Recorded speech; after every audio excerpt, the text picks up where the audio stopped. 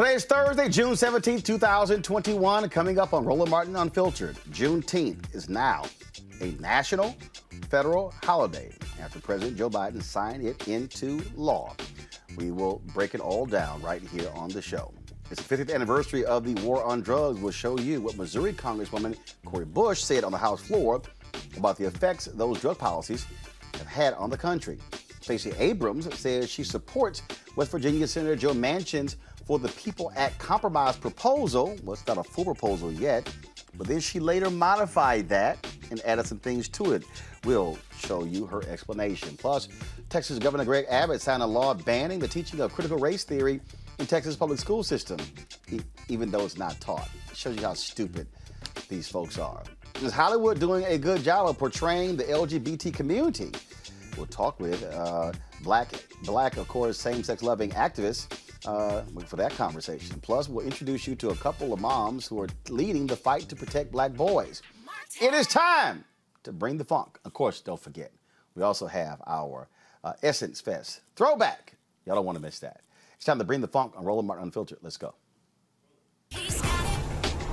Whatever the biz, he's on it. Whatever it is, he's got the scoop, the fact, the find. And when it breaks, he's right on time and it's rolling. Best believe he's knowing. Putting it down from sports to news to politics. With entertainment just for kicks, he's rolling. It's on go, roll, y'all. It's Roland Martin, yeah. Rolling with Roland now. He's funky, he's fresh, he's real, the best, you know he's Roland Martin now.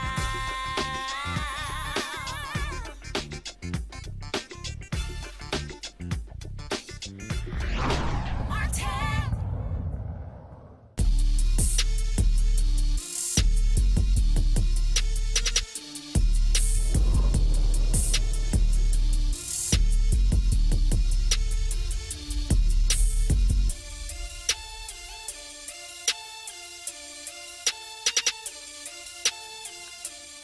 Juneteenth is now a federal national holiday. President Joe Biden today signed the measure at a packed room at the White House. It was something that many people have been waiting for a very long time. Folks like me, native Texan. Texas, of course, made it a national holiday in 1980. There he signed the bill, surrounded by people, including Opal Lee, that sister who, of course, who's been fighting for it, Congresswoman Sheila Jackson Lee of Houston. She got the first pin. What's going on with the video, folks? Folks, so we're going to get that straight, folks. But again, Congresswoman Sheila Jackson Lee, Senator Pastor Raphael Warnock, Congressman Jim Clyburn, and as well as Vice President Kamala Harris and others surrounding President Joe Biden in today's bill signing ceremony. This is what the president had to say before he signed the bill into law. Juneteenth has been known by many names: Jubilee Day, Freedom Day, Liberation Day, Emancipation Day, and today, a national holiday.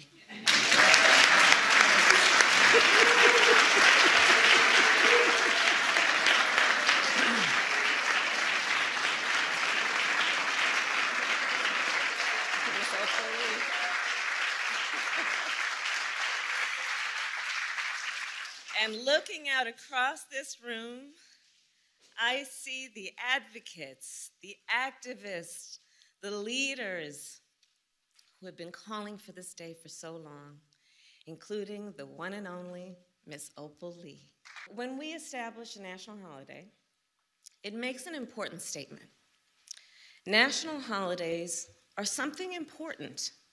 These are days when we as a nation have decided to stop and take stock, and often to acknowledge our history. And so as we establish Juneteenth as our newest national holiday, let us be clear about what happened on June 19th, 1865, the day we call Juneteenth. Because you see, that day was not the end of slavery in America. Yes, on that day, the enslaved people of Galveston, Texas, learned that they were free. But in fact, 2.5 years earlier, the Emancipation Proclamation ended slavery in the Confederacy. So think about that. For more than 2 years, the enslaved people of Texas were kept in servitude. For more than 2 years, they were intentionally kept from their freedom. For more than 2 years. And then on that summer day, 156 years ago, the enslaved people of Texas learned the news. They learned that they were free, and they claimed their freedom. Juneteenth marks both the long, hard night of slavery and subjugation and a promise of a brighter morning to come. This is a day of profound, in my view, profound weight and profound power. A day in which we remember the moral stain, the terrible toll that slavery took on the country and continues to take. What I've long called America's original sin. At the same time, I also remember the extraordinary capacity to heal and to hope and to emerge from those painful moments in a bitter, bitter version of ourselves, but to make a better version of ourselves. And today we consecrate Juneteenth for what it ought to be, what it must be, a national holiday. As the Vice President noted, a holiday that will join the others of our national celebrations, our independence, our laborers who built this nation, our servicemen and women who served and died in its defense, and the first new national holiday since the creation of Martin Luther King holiday nearly 4 decades ago. I'm grateful to the members of Congress here today, in particular the Congressional Black Caucus, who did so much to make this day possible. Speaking of the Congressional Black Caucus, they, of course, also spoke on this issue today and also joined with Speaker Nancy Pelosi and others in singing Lift Every Voice and Sing.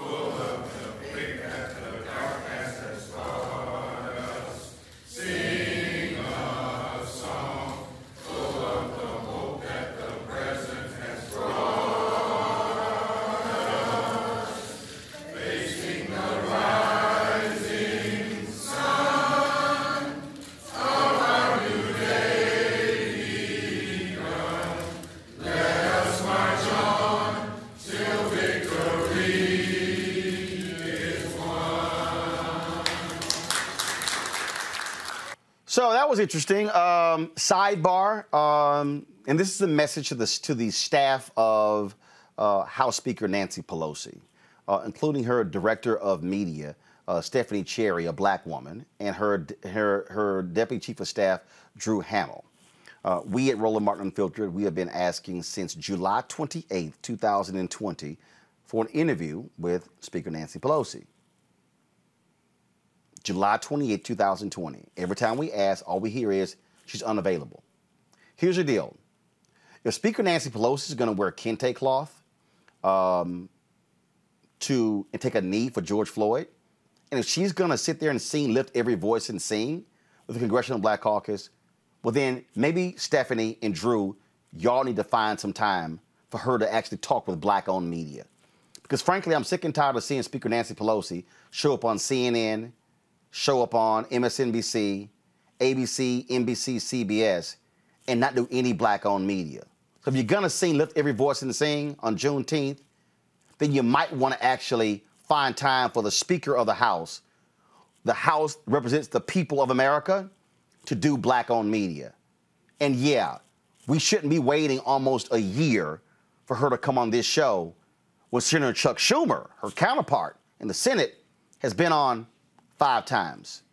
Every major Democratic presidential candidate came on this show, including Joe Biden and Senator Kamala Harris and Senator Cory Booker and Senator Amy Klobuchar and Senator Elizabeth Warren.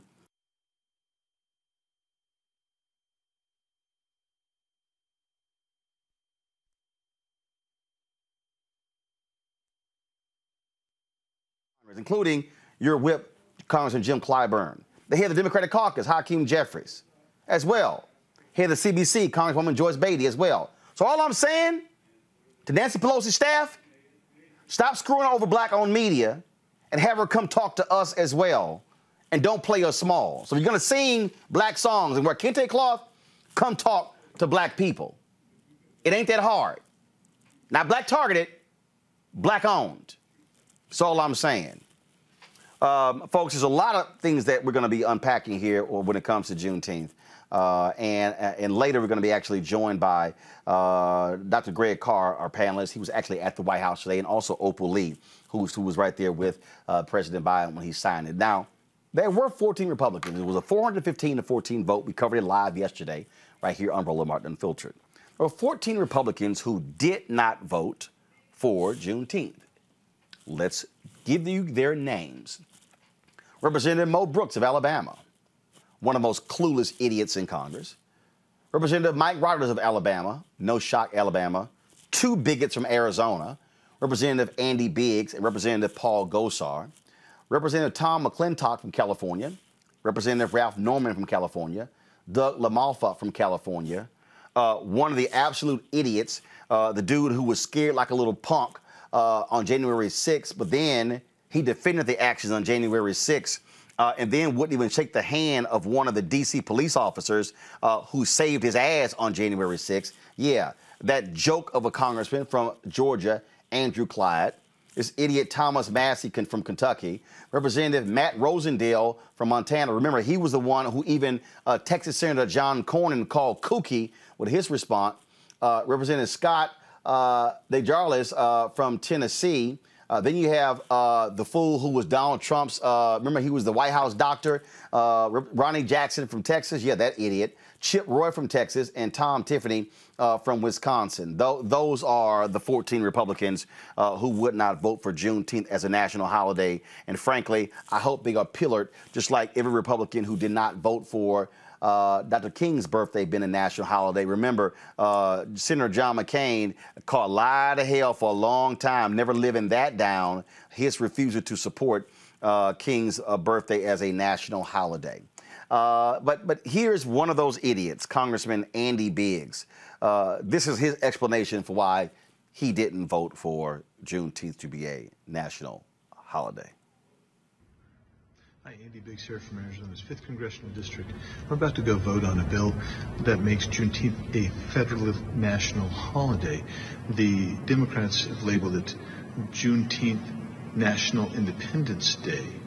And what it is really is it's Emancipation Day. They could have made this a really harmonious, celebratory bill, because I think everybody would have passed this thing out unanimously if they would have taken it through committee and they would have changed the name to Juneteenth National Emancipation Day, because that's what it celebrates, the emancipation of the slaves. But they've weaponized this bill like they weaponize everything else. They want to divide, and that's just a shame, because I support the celebration of Juneteenth. I think that is critical. It's an important part of our nation's history. And if they would have named this correctly, and if they would have included Republicans, if they would have said, let's join together to celebrate the Emancipation Proclamation and the starting of the end of this dark time in our history, I think they would have had this great opportunity to unify Congress and maybe send a signal to America that we can unify in a time of stark divisions. But instead, they weaponized the bill, and I'll be voting no. I know none of y'all believe that bullshit you just heard right there. I know y'all didn't believe any of that. I know I didn't. Here is Massachusetts Senator Ed Markey discussing Juneteenth. Juneteenth is the holiday that fills that gap in our history.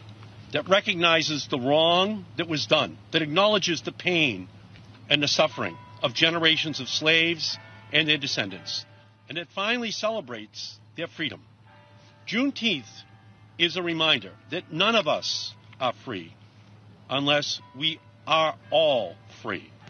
The Juneteenth National Independence Day Act does not right the wrongs of our nation's past, but it finally gives recognition and voice to those who suffered. It finally makes this day of celebration and liberation recorded history. And our work continues. There is still more work to be done to ensure justice for all, to rid of the inequities that continue to plague our nation, and to make black liberation a reality for every American.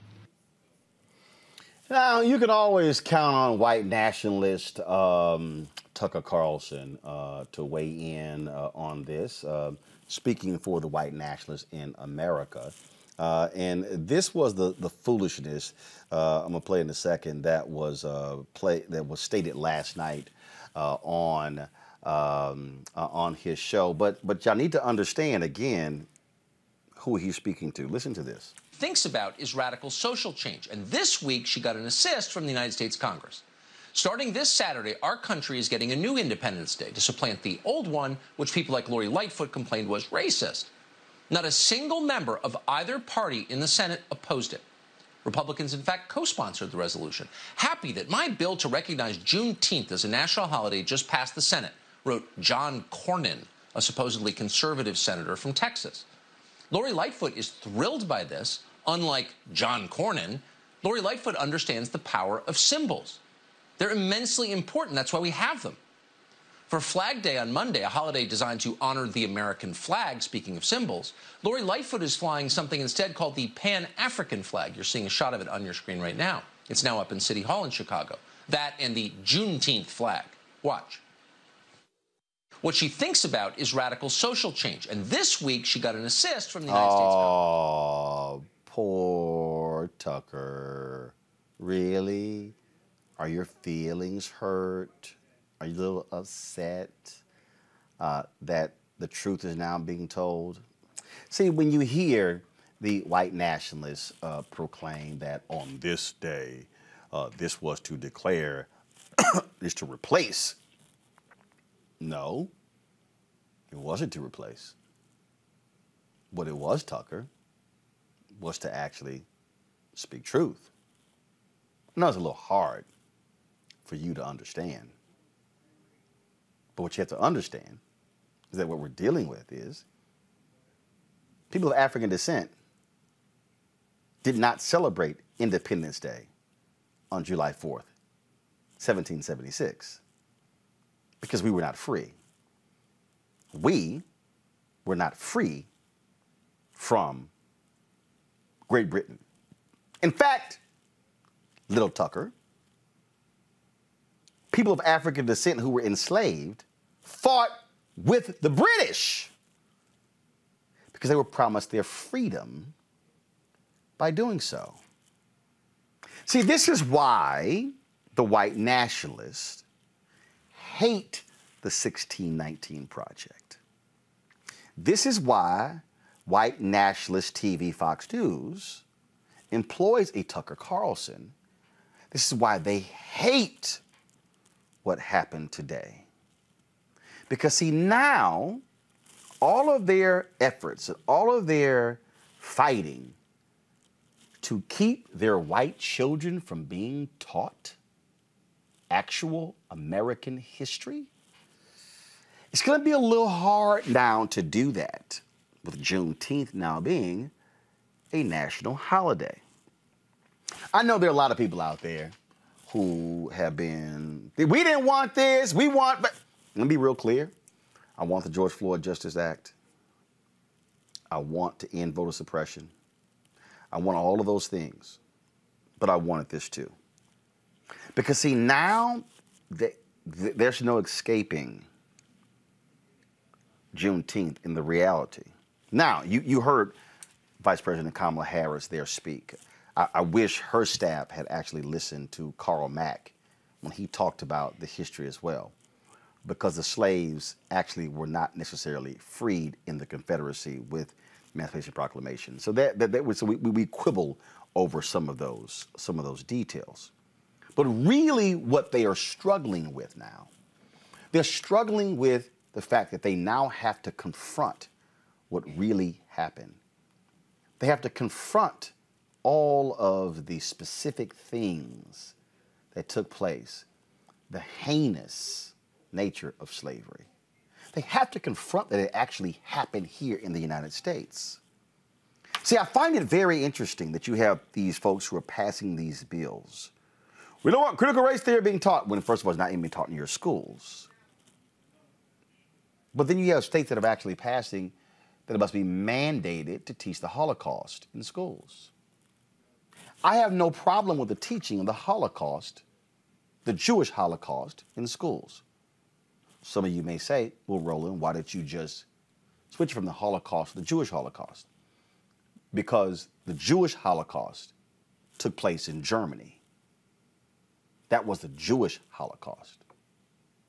There was a Holocaust that took place in the Congo by King Leopold of Belgium. Was estimated that 10 to 20 million black Congolese were killed. Yeah, read the book King Leopold's Ghost. I call it the Jewish Holocaust because of the number of people of African descent who died crossing that Atlantic, who died at the hands of the Portuguese, at the hands of the British, at the hands of Americans. See, y'all, that's really why the white nationalists are now upset.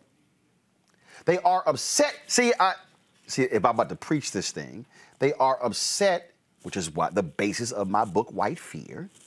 They are upset because we now are exercising our power. You see, the white nationalists who were behind slavery for 243 years, it was never their design for a Roland Martin to be able to speak freely on a platform that I own. That's why it was made illegal for us to be able to even read. What the people of African descent who were enslaved understood was that there must be something powerful about the concept of reading if the sentence, if you were caught, was death. And so what the white nationalists today can't handle is they can't handle Becky and Margaret and Chip and Tucker and Sean and Laura, and Mark. They can't handle Dan. They can't handle any of them now having to be exposed to the truth about our history. Let's break this thing down. Dr. Greg Carr, Chair, Department of Afro-American Studies, Howard University. Amisha Cross, Democratic Strategist, Reese Covert, Black Women Views. Greg, I want to start with you. One, you were at the White House today at the bill signing ceremony. I got lots of calls to attend, but my parents, who spent a month with me over the last, I drove them to the airport, wanted to see them off with my nieces, heading back to Texas, home of Juneteenth. And so I told the White House, I appreciate the invite, but I would rather see my parents off. And it would be great to be there, but family was far more important to me to do so. And so you were there. So first of all, take us inside the room. Just give us a sense who was there. And we streamed it on Roland Martin Unfiltered. What was the experience like for you and those in attendance? Well, first of all, brother, they were all asking where you were. I've only been to the White House a couple of times, and that's certainly by far the blackest I've ever seen it. And they were all asking where you were. And Andre Carson, all them cats, Senator Warnock, all them cats, man, you know, say, hey, tell you hello and give you their love. Senator Richmond, too, who said, you know, hearing you loud and clear, that the message of accomplishment is what now the Congressional Black Caucus needs to get out, and it needs to be done through black media. He said, I heard you loud and clear. So you just and that's for all y'all out there who think what we say ain't being heard. Oh, no, not at all. Not at all. And to Misha and Reese, I mean, y'all used to hanging out with these cats. So, as for me, I don't really be in those circles a lot. So I'm like, okay, yeah, I'll come here and watch. And I tell you, the most remarkable thing happened, and I think I sent you, I just had a little bit of, just took a little bit of video of when we got in. The first person we saw coming in was Miss Opal Lee, your homie, 94 years old, the sister who walked from Texas to D.C. to promote making this a federal holiday, Juneteenth. She was sitting outside the visitor center, and when it was time to go in, we all went in together. She was in a wheelchair, which apparently she doesn't really need a whole lot, because then she walked in like, hey, I'm good, has double knee replacement. I'm like, wow, you are fearless. And just as we got in past security coming in to go into the room, Simone Sanders, tapped me on the shoulder. Hey, Dr. Carr, I said, what's going on? She said, oh, I got somebody with me. And there's the vice president, Reese's friend, Vice President Kamala Harris, who then spent about 5 minutes while they were waiting on her to get there, because she spoke first as she streamed, talking with Miss Lee. And Miss Lee, of course, had corralled Joe Biden on the campaign trail out in Nevada and told him, I will let you go when you pass this bill.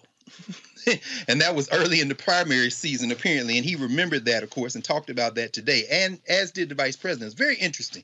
But I'll keep this short.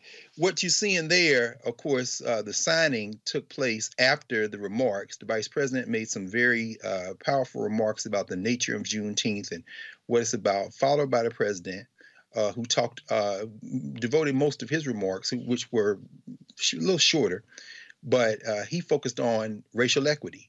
He talked about everything from access to capital, from home loans to voting rights, to the ability of folks to go out and earn a job at a decent wage, all the policy pieces that have been put together. The only member of the White Nationalist Party I saw there, you saw there in that clip, was John Cornyn, Senator Cornyn, of course, who was from Texas.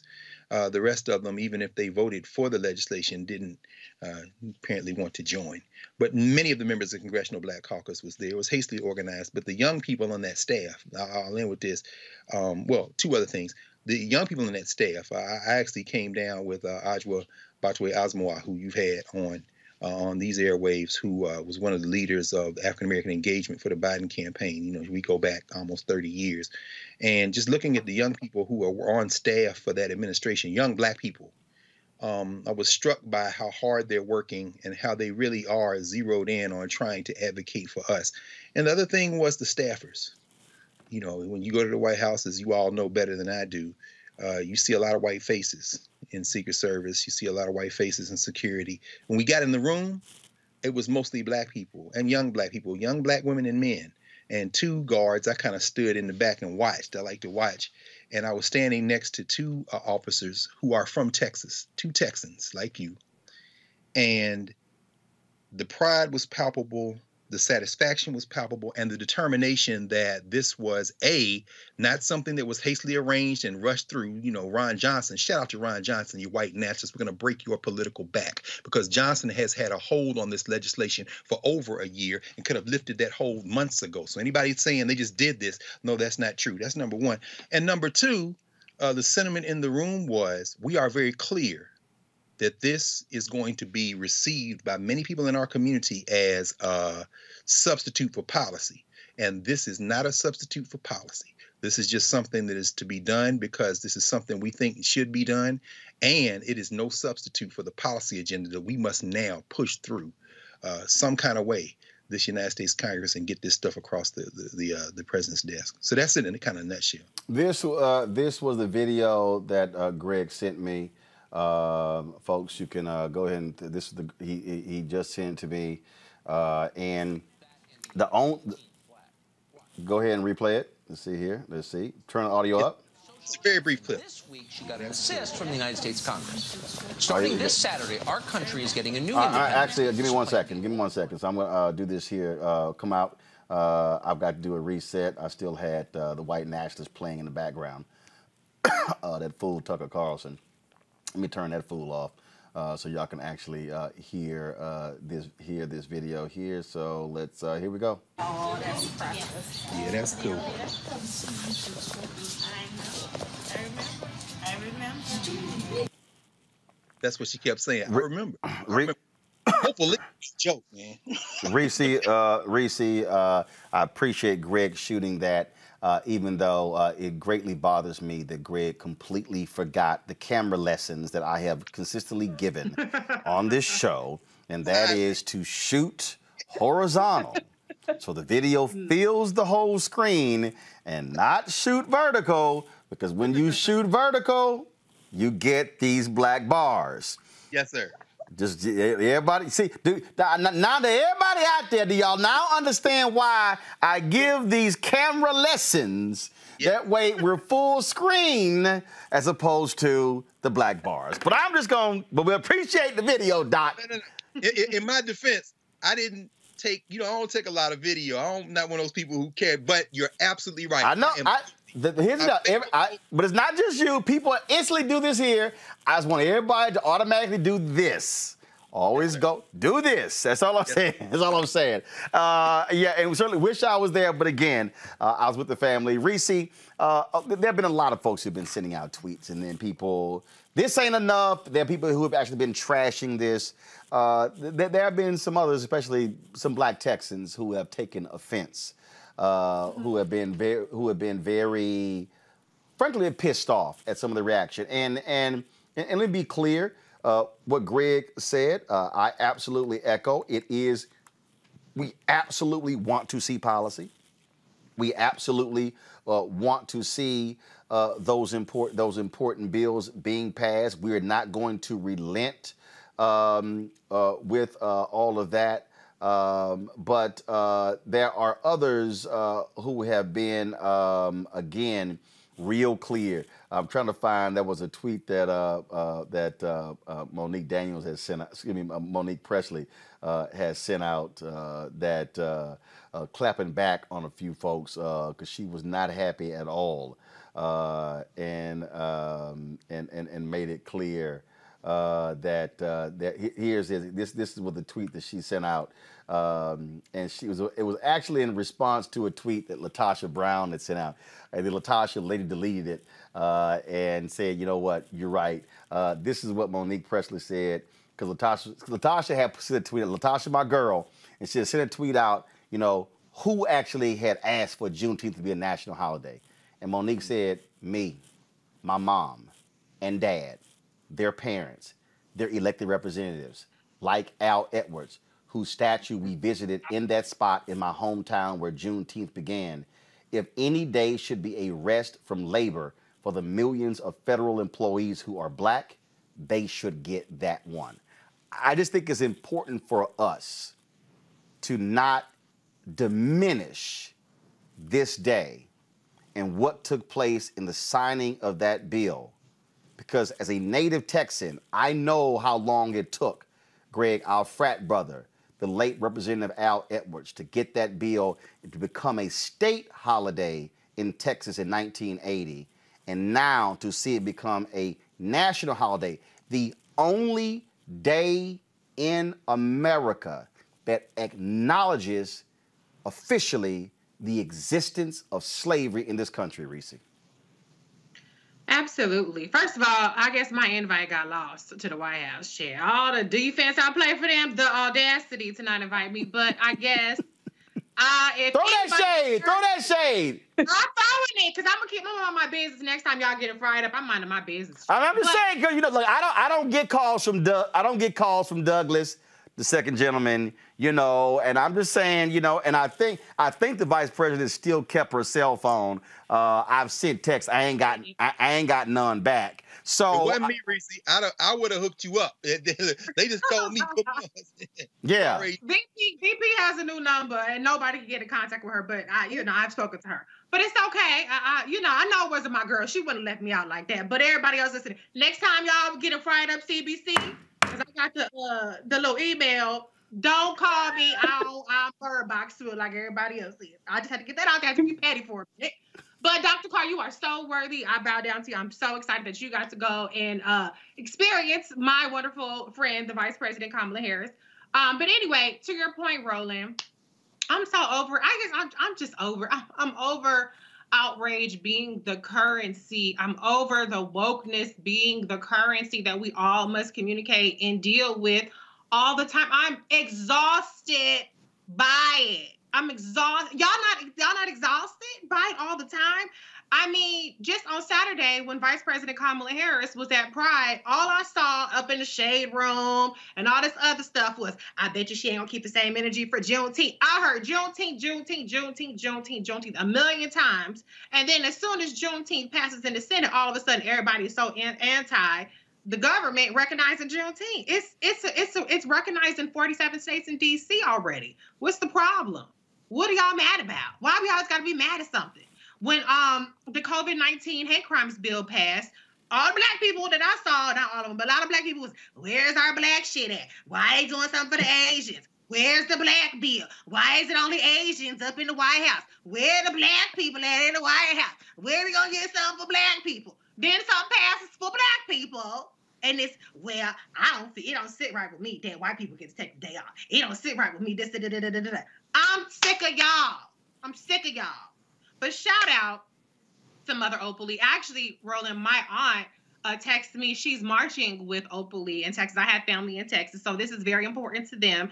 They're naming a building after Mother Opal Lee as well. And so she made sure to reach out to me and tell me about that. This is important to people. Black people are not a monolith. If it's not important to you, okay, that's fine. But it is important to some people. And I think it's very ignorant for people to say who asked for something that somebody as just incredible as Mother Opal Lee, who has been working on this for decades, for it to be a federal holiday. She's literally been working on this. I don't recall anybody being mad last year when Black Lives Matter had a whole ass petition on their website. You can still find it there that said we need to make Juneteenth a holiday. Nobody had a problem with it. Now all of a sudden it's a problem. So I'm sick of y'all. I'm exhausted by y'all. I'm excited that this passed. It's already going to go into effect for federal employees, at least in the D.C., Maryland, and Virginia area. They're getting tomorrow off. So good. Black people, it's a lot of y'all. I remember I used to go down to the State Department. The cafeteria was full of black people. It was lit up in there. Y'all got the day off tomorrow. Congratulations. Everybody's going to have to recognize that slavery existed in this country. I know critical race theory, blah, blah, blah, da. Okay, that's fine. Whatever. Y'all can be mad about that tomorrow. It's going to be back to business next week. So go ahead and for a change, just let us be great just for one day. Just let us be great for one day. And Amisha, obviously so much attention is on President Joe Biden signing the bill today. But remember, Vice President Kamala Harris is president of the United States Senate, and this was her signing the bill when it passed the Senate. This is the photo that the White House released. And then here you have her, and then she did it standing in front of all of her staff. And trust me, that is a multiracial staff that looks a hell of a lot different than the last fool who was in the White House.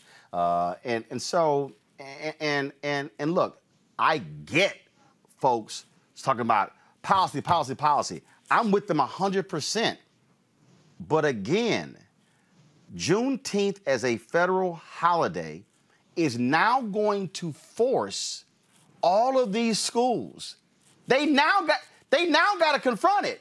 You can't go, yeah, we're going to go from June 18th to June 20th. No, you now have to confront it. You now have to have it as part of lesson plans. It now has to be, which means you're now going to have to deal with the curriculum when it comes to it. And that's where I keep saying our responsibility is to make sure it's not white, like these were not indentured servants and these were not white refugees and all the language that we heard in the Louisiana and the Virginia textbooks during Jim Crow.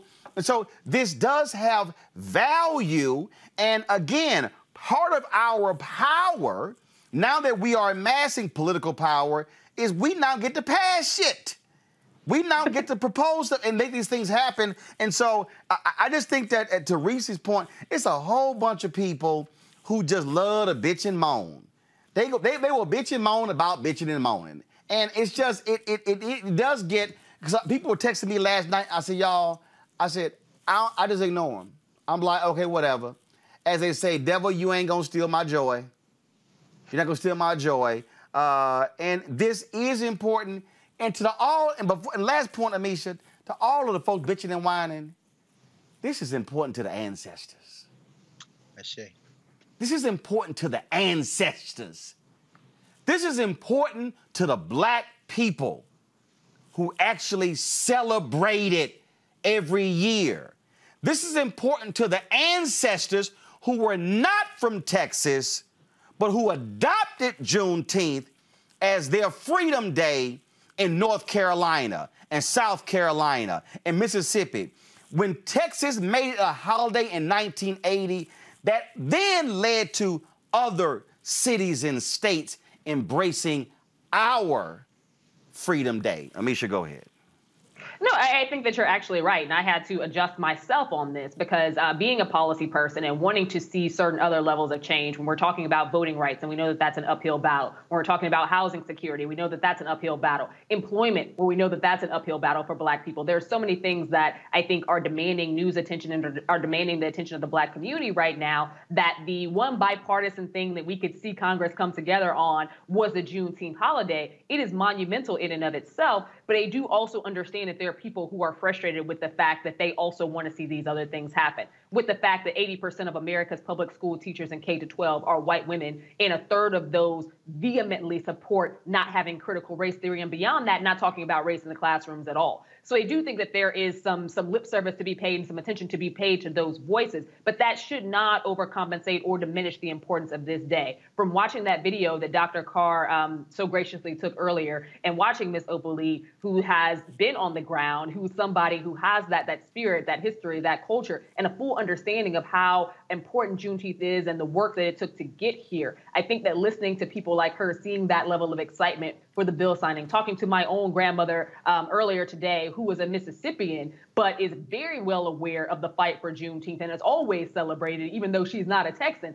That made a difference. And I think that, moving forward, we as black people, we have to take our wins, not say that that is the end. And I think that that was something that was spoken to very well by both Kamala Harris and President Biden today, that there are still so many things that we have to overcome. There are still so many bills that we need to get passed and so many structurally racist issues that we are working through. But today is a day we should all be celebrating because of the importance, not only historically, but also, as you spoke of earlier, Roland, this is a day that won't just be a marker. This is a day that we won't just steam through or steam past. This is a day that is going to force America to recognize its original sin. And we have not, for the longest as a nation, even admitted to the atrocities of slavery, much less had a marker on our calendar for the commemoration of a people who didn't even have it acknowledged that they were free until 2.5 years after slavery had ended. That's a big day. That's a big day, and that's a big deal. It is. And so, again, if y'all want to sit here and go on to other little stuff, I don't really care. I know that ignorant fool. I ain't even gonna say her name. But y'all know that fake black girl. Y'all know she running her mouth and people talking about her on Twitter. Ain't gonna be no screenshot on this show of what her dumb ass said, because I don't really care. I don't really care what she think or the white nationalists who she rolled with. It's just as simple as that. But I do. Greg, go ahead.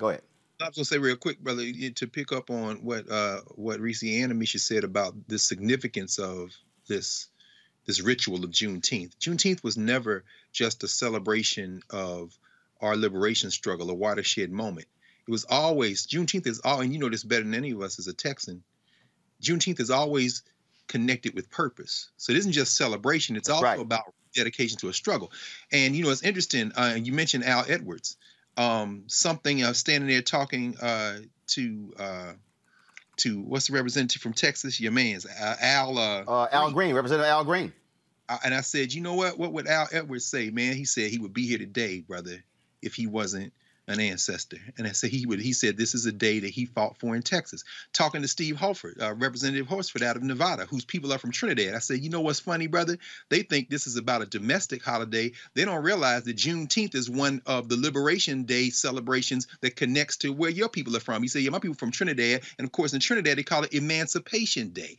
Talking with Karen Bass and seeing her there with Representative Barbara Lee. Some of the oldest Juneteenth celebrations outside of Texas are in the Bay Area. And of course, Amisha, you know this better than any of us. Chicago has huge Juneteenth rituals that they do. That because the migration patterns out of Mississippi. So Danny Davis standing there. And for that matter, Gwen Moore out of Wisconsin, Milwaukee has some of the oldest. And I was standing there talking to Dwight Evans. I say, man, you know, remember our brother when Ron Brown and the Juneteenth Memorial Committee in Philly, he said, yeah, man, it goes back 25 years. So to your point, Juneteenth is about a liberation ritual that connects to Decoration Day, which this country turned into Memorial Day, but it started in South Carolina. Juneteenth connects to the watch service when black folks prayed in the North. And then January 1st, 1863, got up off their knees, got some guns and ended the Civil War by joining the military. They call that our Emancipation Day. So, I mean, just to echo, the United States may have one agenda for black people, but we have always had another agenda for ourselves. And there's nothing wrong with getting paid for a day off that you were going to take anyway. Because if you remember the origins of the Martin Luther King federal holiday, we started taking that off before anybody recognized it. And so many black people started doing it. Finally, at the local level, they said, shit, we got to make this a holiday. Juneteenth is not that different. We determine our destiny in this. Absolutely. And I do want to, so go to my computer. This is, y'all, that's Al Edwards. He died last year at the age of 83. He is the father of Juneteenth in Texas. And that's his quote. Every year we must remind successive generations that this event triggered a series of events that one by one defines the challenges and responsibilities of successive generations. That's why we need this holiday. My alpha brother, Greg, our alpha brother, State Representative Al Edwards.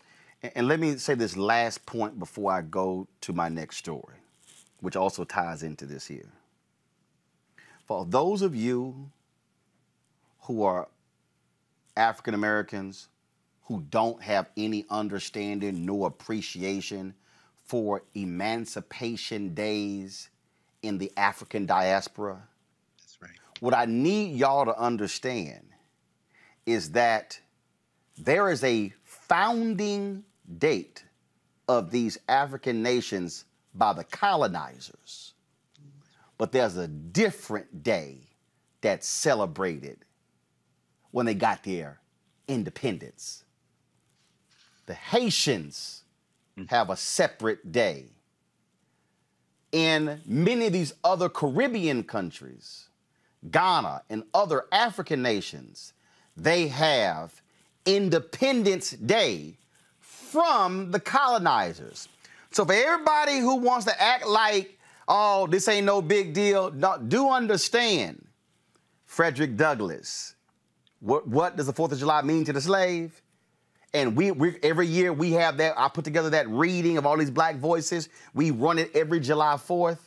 Y'all, you better learn your history to understand that July 4th was never ours. Oh, sure.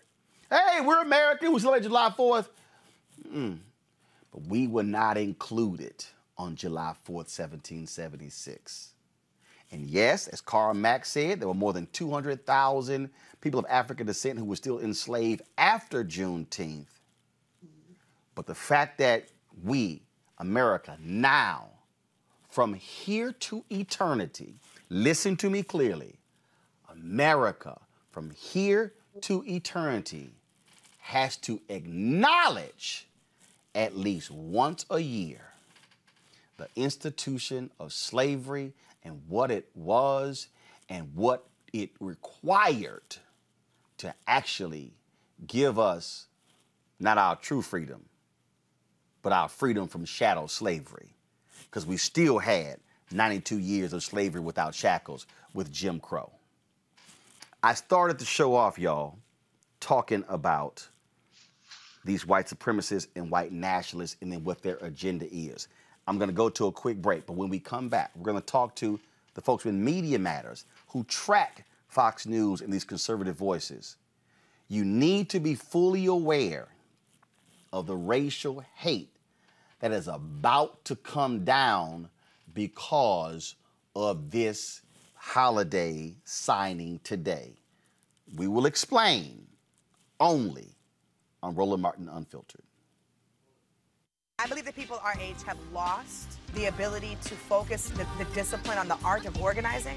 The challenges, there's so many of them and they're complex, and we need to be moving to address them. But I'm able to say, watch out, Tiffany. I know this road. That is so freaking dope.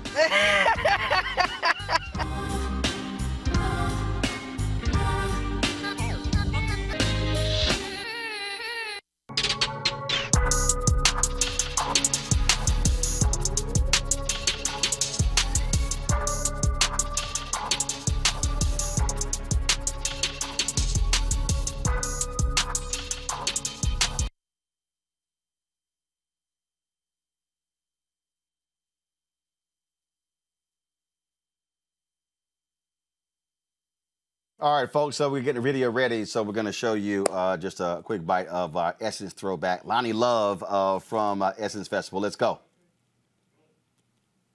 So I want y'all, this is so tell me about this African outfit you got on.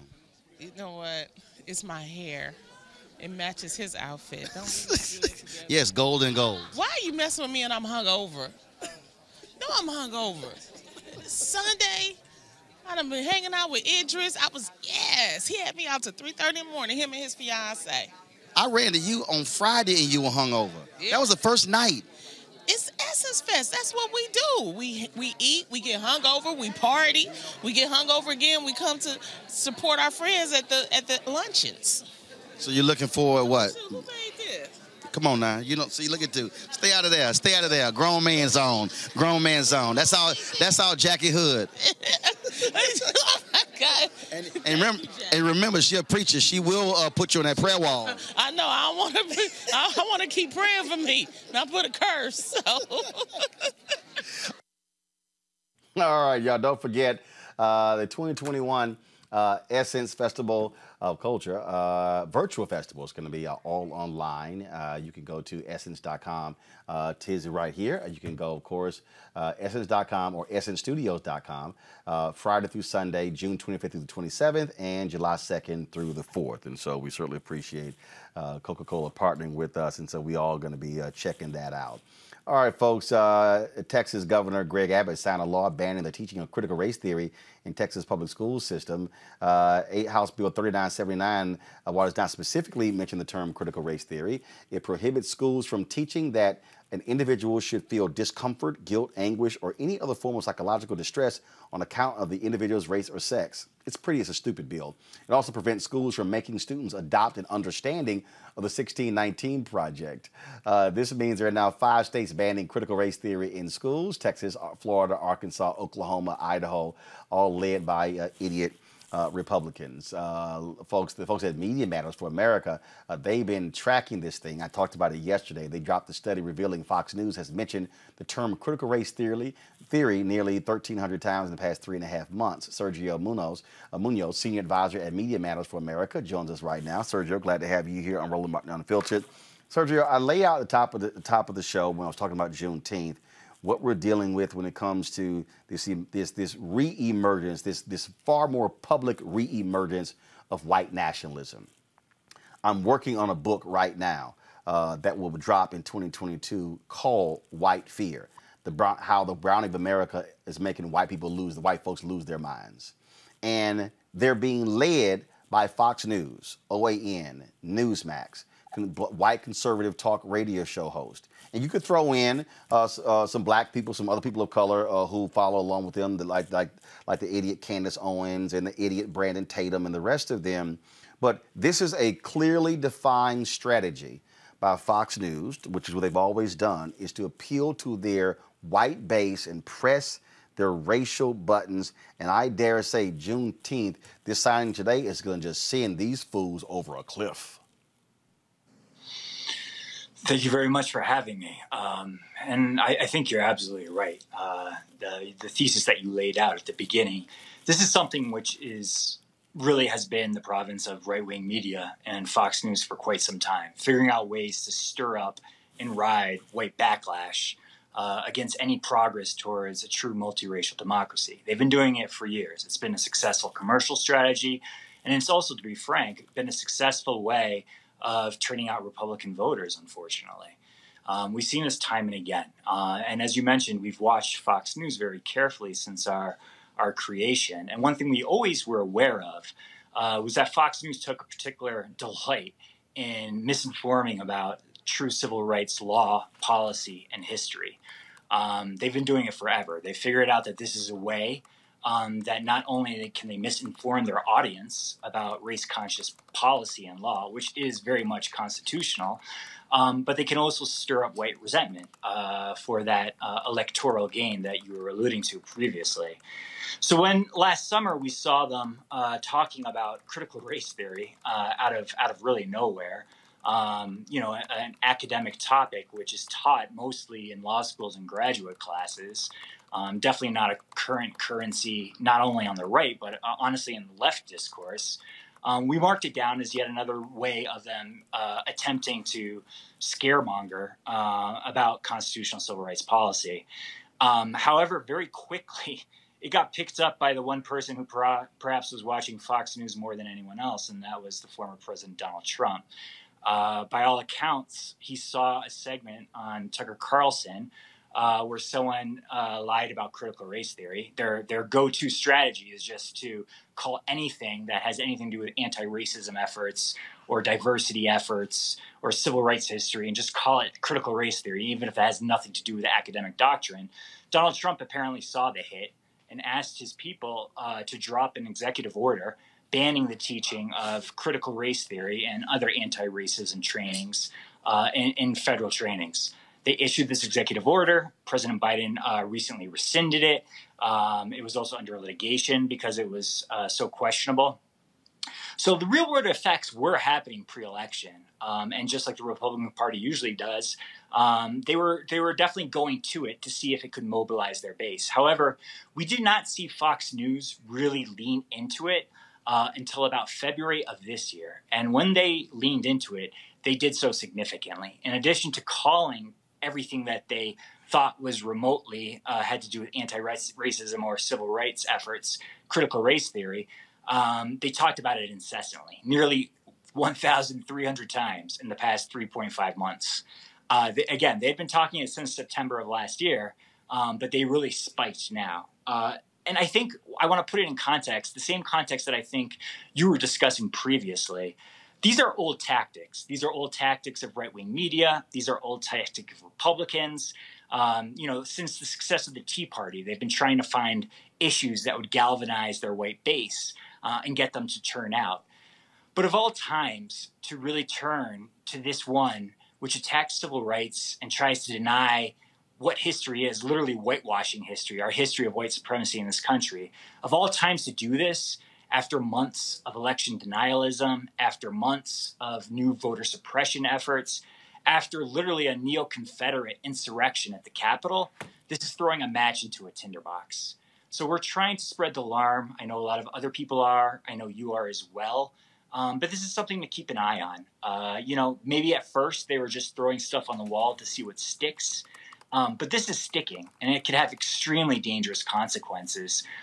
So us and other organizations and allies and folks like yourself are raising the alarm, and I think it's warranted. Maybe this won't be the worst white backlash we've seen, but I don't want to take the chance, and neither do our friends. But Sergio, here's the deal, and this is what I told people on yesterday. And frankly, these idiots in mainstream media need to learn the lesson. I can tell you when I was at CNN for 6 years, it used to drive me crazy when they would take the bait all the time. They would sit here and I'll never forget when, and people need to understand how these things happen. The people who made the Drudge Report, the so-called most powerful website, it was actually mainstream media. because every move he made, they would tout it. They would push it out. I'll never forget. I got a call one day, and they wanted me to they wanted me to discuss this item on the Drudge Report that said that Oprah was catching a lot of flack from white women because of her support from Obama, and she wouldn't have Sarah Palin on, and she was considering ending her stance of not having any candidates on, and they would talk about all this dissension. And the moment I saw it, I said, that's a lie. Mm-hmm. And they were like, what? I said, first of all, you fools read the Drudge Report every day, all because of him reporting that Newsweek didn't report about the Monica Lewinsky dress or whatever the hell. And I said, no, I don't read Drudge. I will never read Matt Drudge. My life does not revolve around reading Matt Drudge. And I had to explain to them, I said, y'all, this is what Oprah said several months ago. She said after her endorsement of Obama, she wasn't having any candidates on. I said, y'all, she ain't reconsidering this. I ended up sending an email to Gayle King. Gayle was like, oh, hell no. I came back and I was kind of like, I told you fools that. But see, what the right does is what they do is they get together and they say, we're going to do this whole thing. And then we're going to call out mainstream media. And mainstream media is going to go, oh, my God, they're talking about us. What should we do? Put it on the air. Put it on the air. So mainstream media weaponizes the whatever this thing that right-wing media puts out. And then it comes into mainstream media. And then it becomes a thing. And then it continues and it grows and gets bigger. And the right wing gets to sit back and see, ooh, it worked again. Steve Bannon literally articulated this. This was what Roger Ailes' strategy was. When I was at CNN, I used to tell them, why are we talking about Fox News? They ain't talking about us. Why y'all chasing them? Do you? That's the game, and mainstream falls for the okie doke and the banana in the tailpipe every time. You're absolutely right. And we actually did a study a couple months ago. I'm sure you remember it, but there was a time when the word border crisis was everywhere. And we actually looked at the coverage, and the right-wing media ecosystem, of which Fox News was obviously a huge part, they started it. They started it, and then you could see the trend lines of CNN and MSNBC following. And that is something that they have, as you say, a lot of experience in, and they know what they're doing. They know that they can drag the conversation. Now, maybe CNN and MSNBC and other mainstream outlets, maybe they don't always repeat the lie, but they're repeating the framing, even if they're just saying it's being talked about. And they're putting it into the conversation. They're shifting the window, if you will. And as you say, it is intentional, and it's extremely dangerous. You know, you started your show by talking about this legislation that's coming out, this absurd legislation, which not only makes it impossible to talk about race, makes it impossible to talk about American history, but now media has to report on the fact that this legislation is being passed, that these politicians are doing this. It's a self-reinforcing feedback cycle, which is not accidental, and it's extremely dangerous. And it happens again and again that the other media outlets follow this siren call. Right, here's a perfect example. So go to my computer, folks. You'll see right here. So today, the Supreme Court case 7-2, where they basically affirmed, they threw out this case challenging the Affordable Care Act. This is a tweet by President Obama. Today, the Supreme Court upheld the Affordable Care Act. Again, this ruling reaffirms what we have long known to be true. The Affordable Care Act is here to stay. Why is that important? Because Obama's not saying Obamacare. I can tell you, Sergio, when I said this directly to President Obama. I said it to Valerie Jarrett. I said it to all the people in the White House. Why in the hell are y'all using the phrase Obamacare? They're like, well, Obama does care. I said, it is a poll-tested phrase by the right to demonize it, and what you're doing is weaponizing it. I said, you're not turning it around. You're actually solidifying it in the marketplace, and that's why every time Jimmy Kimmel or Stephen Colbert or someone will go out and they will interview somebody, they will go, Obamacare, oh my God, I hate it. It's got to go, Affordable Care Act. I love it. And I was like, what are y'all doing? You're playing their game.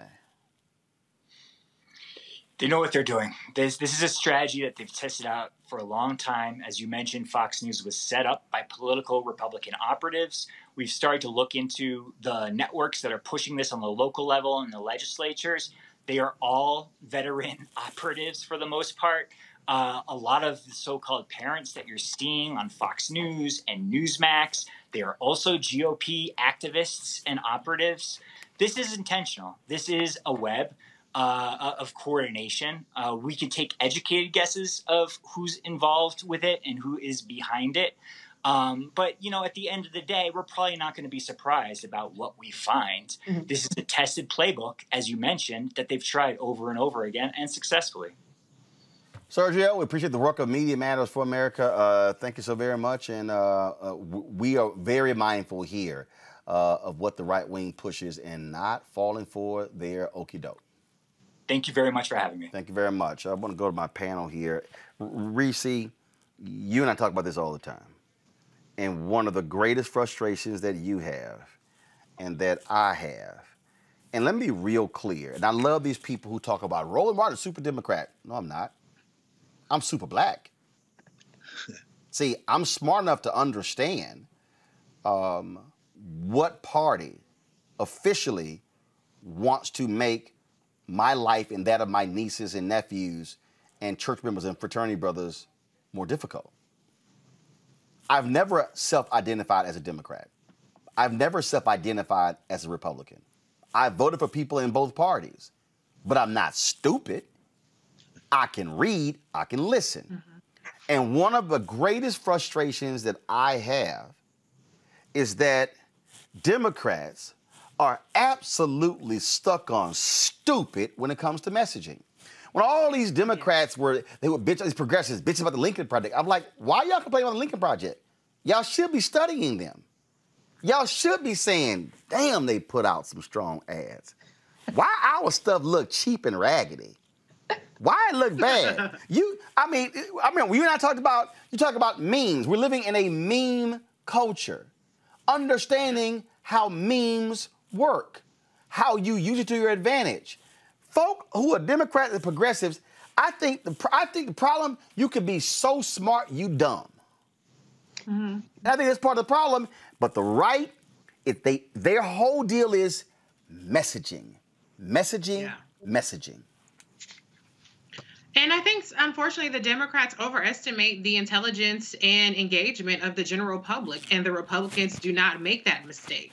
Therefore, they know how to hit those emotional triggers, and they know that people are not going to interrogate or examine the narratives that are put in front of them if it's put in front of them in a way that's easy to digest, in a way that seems somewhat credible, and in a way that like I said, invokes that emotional trigger. So yes, the Democrats need to, number one, get on some damn offense. Number two, understand that you don't beat the narratives that the Republicans set and then the media makes, regurgitates them and reinforces them by just batting them away. You have to go right to it. You have to be more forceful. You have to reject those narratives and nip them in the bud. And then you have to provide a counter narrative, because what the media is interested in, outside of places obviously like yourself, Roland Martin Unfiltered, is they're interested in entertainment. And the media is its own biggest cheerleader. The media has made themselves the story time and time again, and they are much more comfortable going after Democrats than they are going after Republicans, because Republicans will punch them in the face, rhetorically speaking, that is. And so what the Democrats need to realize is that it's not just what you do, it's what people know about what you do. And unfortunately, perception is reality. And if people perceive all these negative things about the Democrats, like, I've talked about the CBC before. People perceive the CBC as not being forced, not all people, but some people, not doing X, Y, and Z. And that becomes the reality. And they are massively outgunned. I mean, I shared earlier, Teddy Riley and Pete Rock and all these black celebrities and people are reposting Marjorie Taylor Greene, of all people, a whole ass white supremacist. But because a video of her challenging things that people want to hear, which is people want to be anti-vaccination. And so people will repost a white supremacist, a person who doesn't believe that racism against black people exists. That kind of person makes it onto feeds of so-called pro-black pages and pro-Black celebrities, and it's being presented back to us as though this is something that's beneficial to us, even though they're doing the work of white supremacists. And so Democrats need to have a reckoning around this. I've been sounding this alarm for years now. I've been sounding it long before it was anybody had even been talking about it. Really, I said Black social media has been infiltrated. And when I said it about Vice President Kamala Harris, people didn't give a damn. Now we have a situation like in New York, for instance, where they've reached 70% vaccination as a city, but 70% of Black people haven't even had one dose. And that's not accidental. That is because of exercises like this anti-vax shit that is laser-like targeting and permeating our community. And at first it was an access issue. Now there's a huge issue that we still are not confronting. And so we have to come to terms with this, not just for the sake of democratic politics, because at the end of the day, that's one thing or another, but for our own health, for the health of our community, for democracy, for just agreeing on a basic set of facts. We have to come to terms with the fact that messaging and narratives is beating out facts. Amisha, here's the deal. If you want a perfect example, oh my God, I can't even believe what I'm seeing. Amisha, you're a Democratic strategist, right? Do you recognize this here? This is the Democrats. This is the official page of the Democrats. Can you explain to me, I'm gonna click media right here. Can you explain to me, I see a meme. Where's their video?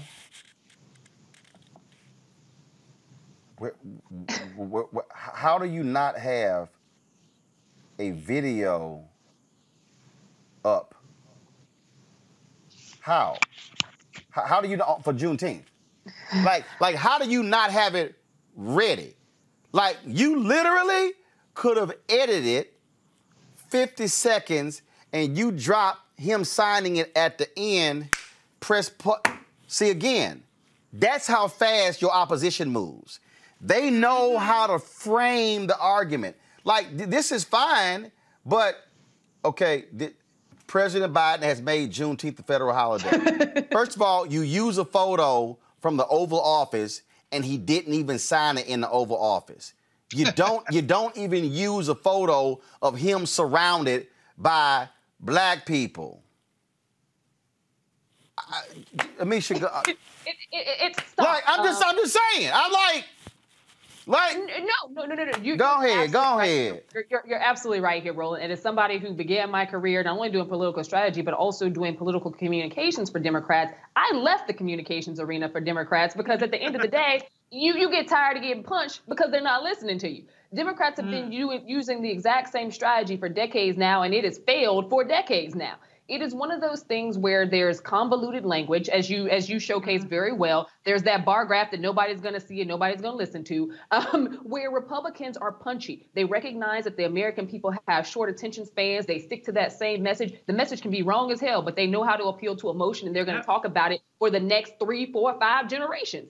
This is something Democrats have yet to fully understand or yet to even be equipped to even showcase in a matchup. In a communications matchup, Republicans will always defeat Democrats because Democrats are light years behind them. But on top of that, Democrats try to put way too much in one message. And it's one of those things that ends up getting convoluted. They end up getting lost in their own words. It becomes really frustrating because these aren't people who aren't getting paid top dollar in terms of being some of the strongest communications professionals, but these are individuals who, by and large, do not know how to talk to the American voter and the American They don't know what the hell. They do not know how to punch back. They do not know how to respond to the live. They do not know how to stay on a message that people can actually take and understand. What Republicans know and what they know well is that people have short attention spans. People like to latch on to things, whether real or false, that actually appeal to a certain sense of emotion. To Reese's point earlier, we were talking about the vaccinations. Republicans have done a really good job of pushing an anti-vax narrative, pushing a narrative that if you're a young person, if you're a woman who is interested in getting pregnant again, guess what? The vaccine is going to ruin your chances of becoming a mom. All of those things are false. But I have yet to see the Democratic Party or Democrats who are pushing to get people vaccinated actually defeat these narratives. It's frustrating because time and time again, Democrats get caught with their pants down, so to speak, when it comes to not being ready for these attacks that Republicans use over and over and over again. The communications repertoire of the Democratic Party, quite frankly, has not changed, has not moved in the past 50 years. And with the advent of social media, as we expected Democrats to get stronger, because we saw, the Obama administration and Obama as a campaigner on the campaign trail be the first politician to really use social media, it has not advanced beyond that. The Trump administration, Trump himself, and his acolytes have been able to basically run circles around Democrats. And it's really frustrating because it seems like the lessons of the past are not being learned. Democrats are continuing to fall on their face over and over and over again and are losing the messaging battle and losing it fast. Perfect example. This is supposed to be the rapid response, Greg, of the DNC. It's called DNC War Room, the official Twitter account for the Democrats' War Room. Their pinned tweet is from November 24th, 2020. Okay, all right, fine. Okay, got it. But they put a tweet out an hour ago about the Affordable Care Act using the video of Obama and Joe Biden from 2010. Okay, but it was put out an hour ago. Guess what actually happened 4 hours ago? The Juneteenth signing. Do you see it anywhere on the War Room? No, you don't see it anywhere on the War Room. Let me show you coordination. The DCCC, that's the Congressional Campaign folks. Okay, they got the Mark VC tweet. I got that. Guess what? Nothing on Juneteenth. Oh, there it is. Oh, they retweeted ABC News. No, you might want to have your own tweet on it. That's all I'm saying. You might want to have that. Okay, very smart to have the video from 4 years ago, from 6 years ago, acknowledging Mother Emanuel. But the bottom line is you have to understand messaging. What the right keeps doing, Greg, is here's the deal. The left, Democrats and progressives, they try to make an intellectual appeal to voters. The right makes an emotional appeal. As somebody who has raised money in front of black people, talk to any preacher who will tell you, I got to make an emotional connection with you. I got to understand how to push your button. I'm a supporter of school choice. I believe in every form of education as long as it works. And I have gone in front of rooms, 80, 90% hate charter schools. And I stand up and I tell them, I said, do you want to control the curriculum of our children? People go, yes. Can you do it with the existing school system? Can you do it running your charter school? Do you want to control the budget in the school? Having your own charter school, you can control the budget. Do you want to determine who you hire? Do you want to create partnerships with your HBCU to create a pipeline of teachers to your school? Yeah, you know you can do that when you run your own school. Black people go, hold up, wait a minute, hold up. So I can control the curriculum? I can control who I hire? I can control the money. I'm like, can you do that with your traditional school? They go, damn, I had no idea. It's understanding your audience. This is why the right is what they're doing. They are sitting here and every little racial deal, they're going to say, press, press, press, press, because they need a massive, white, uneducated turnout in 2022 to win the Senate and to win the House. Absolutely. And one of the reasons that the Democrats don't do more is because they're chasing those same white voters. This is white on white crime, but we're all victims. You can't embrace black people. At least the Democrats don't seem to think you can. The Democrat Party is a soft white nationalist party. It's not hard white nationalist. It's not fascist like the white nationalist party, the open white nationalist party, the Republicans, but it is soft white nationalist. What do I mean by that? What I'm saying is that the Democratic Party will not confront whiteness. Now, you know, in 1962, Richard Hofstadter wrote a book called Anti-Americanism and American Life, a very famous title. And he traces something, among many other things he does in the book, that is as old as the formation of this settler state. You had the Know Nothing Party, the anti-immigrant party in the 19th century. I mean, you had the free, they labeled the people who were against slavery free soilers, and then they tried to make them into lunatics. They said John Brown was crazy. I mean, you label those who are speaking to our common humanity, and then you embrace whiteness. Now, the reason Democrats won't fight back is because they, too, are invested in whiteness. Let me be very specific about that. It's very interesting. You talk about messaging and the Democrats. Today, for example, standing there talking with Cedric Richmond, he brought up something that's very powerful.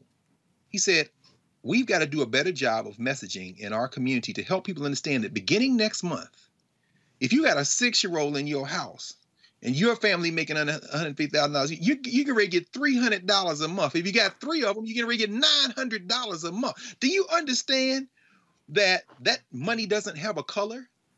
Now, you got Lauren Barr, a white nationalist. A person who at least she must have some type of brain function because she can go to the bathroom and eat, and so there's something in her head that is regulating her bodily functions. But beyond that, there's really no discernible intellect at work. Her district in Colorado contains one of only 3 plants in the United States of America that are equipped to produce steel rail. Yet she rails against the infrastructure bill when an infrastructure bill fully funded would put half her damn district back to work in the factory that makes the rails. Boom. But the problem is that these Democrats will not take on white people. Now, I told somebody this today. I said, you know what? People are going to say, well, y'all rushed this Juneteenth thing through. Ron Johnson held that thing up for months. This is what I said. What if y'all had done this? Postpone the signing for 2 weeks until you could get all the people like Miss Lee there who were all over the country and get them to come to sign. And in that 2-week period, I want you to take the fact that Ron Johnson is the one that did this, make a lovely garland necklace and hang it around that Klansman's neck. But see, you're not going to do that. Why? Because you think there are 3 toothless white voters in Wisconsin that you can convince for the 150 millionth time to vote for you. You're not going to fight. Joe Manchin today said, you know what, this is what I'll do. It ain't what we want completely, but guess what? Raphael Warnock said, I can support that. Stacey Abrams says, I'm for it. So the head of the damn Klan in this country, Mitch Klan McDonald, comes out and says, see, but you just lost Joe Manchin. What are Democrats going to do? Well, y'all not going to fight white people. And because you're not going to fight white people, you're going to pull us into this flaming wreck called the United States of America. Because I promise you, I have no investment in this country. I don't. Because I understand what it is. I know too much about how it operates. And this is what you're coming to. You are coming to a reckoning, and there may not be a country left when you're finished. So I encourage Tucker Carlson and them. I revel in watching them. Why? Because you are going to blow the engine in this settler project. And once it crumbles, maybe then we can build out of that wreckage something that more closely resembles an equitable society. But I just really don't see any other way to do this because they're not going to fight white people. And the only way you win is you got to fight them, which is why, yes! which is why I said to Senator Bernie Sanders directly to his face when he kept talking about identity politics. I said, y'all think I'm lying? I had a meeting with Senator Bernie Sanders in his office when he ran for president. And I said, and it was set up by Rick. It was set up by his former campaign leader. I said, Senator, let me tell you something right now. I said, you keep talking about identity politics one more time. I said, you keep talking about it the way you're talking about it, we gonna have a problem. I said, what you need. I said, because what you need to understand is, I said, you literally are using the language of these white supremacists on the right. Mm-hmm. Sanders was mad that he wasn't getting the female vote and the black vote. And I said, that ain't why you lost. I said, you don't clearly understand identity politics. You don't even understand the phrasing. You don't even understand why they are weaponizing it. I said, you literally are using their own weapon and you're weaponizing it against your own. That's right. So for all y'all out there, yeah, I met with him in his office and told him that if he continues to attack identity politics, we gonna have a problem. I said, and I'm gonna come after you hard. Yes, I said it. And I said to him point blank, which I said directly to President Barack Obama, which I have said to Vice President Joe Biden, which I have said to Tom Perez, y'all got to go talk to white folks. Y'all got to go have hardcore conversation with white folks. This Supreme Court decision right here on the Affordable Care Act, I'm telling you right now, I'm going to say it publicly. This is what needs to happen. Not Vice President Kamala Harris. No. President Joe Biden needs to pick the whitest, that's right, brokest, sickest county in Mississippi, Alabama, Georgia, Tennessee, Arkansas, Texas, and Louisiana. Let me repeat it. He need to pick the whitest, brokest, sickest, more than likely is Red County. And he needs to go there and look them in the eye and said, and I'm using his language, me and Barack passed the Affordable Care Act for all of y'all. Yes, sir. Because you are the sickest county in your whole state. He should read the facts to him. And then he should say, so I need all of you to go ask, if he's talking to Texas, he should say, using the language that I'm using, White House, y'all ain't got to write the speech, Roe wrote it for you. He should say, I need all of you to ask your senator, John Cornyn, and Ted Cruz. That's right. And ask your governor, Greg Abbott, and ask your attorney general, Ken Paxton, and ask your lieutenant governor, Dan Patrick, how dare they oppose Medicaid expansion? How dare they oppose the Affordable Care Act? And he should say, and a lot of you voted for them, yet you are living in the sickest, poorest county in the whole state. Who do you think we passed the law for? That's right. It was for you. And go repeat that same speech in all them broke, white, red states. Stop going to the suburbs of Ohio and Virginia and Maryland. No, go to the place that needs to hear it the most. And then you got the facts. And Republicans say, that ain't right. No, these are the stats. That's right. This is when you say, this is what he pulls out one of his little index cards and he goes, according to this state, Amisha, X percentage of you are having, X percentage of you have cancer. X percentage of you have this. Y'all, and he say, these aren't my numbers. These are your state numbers. That's how you fire back.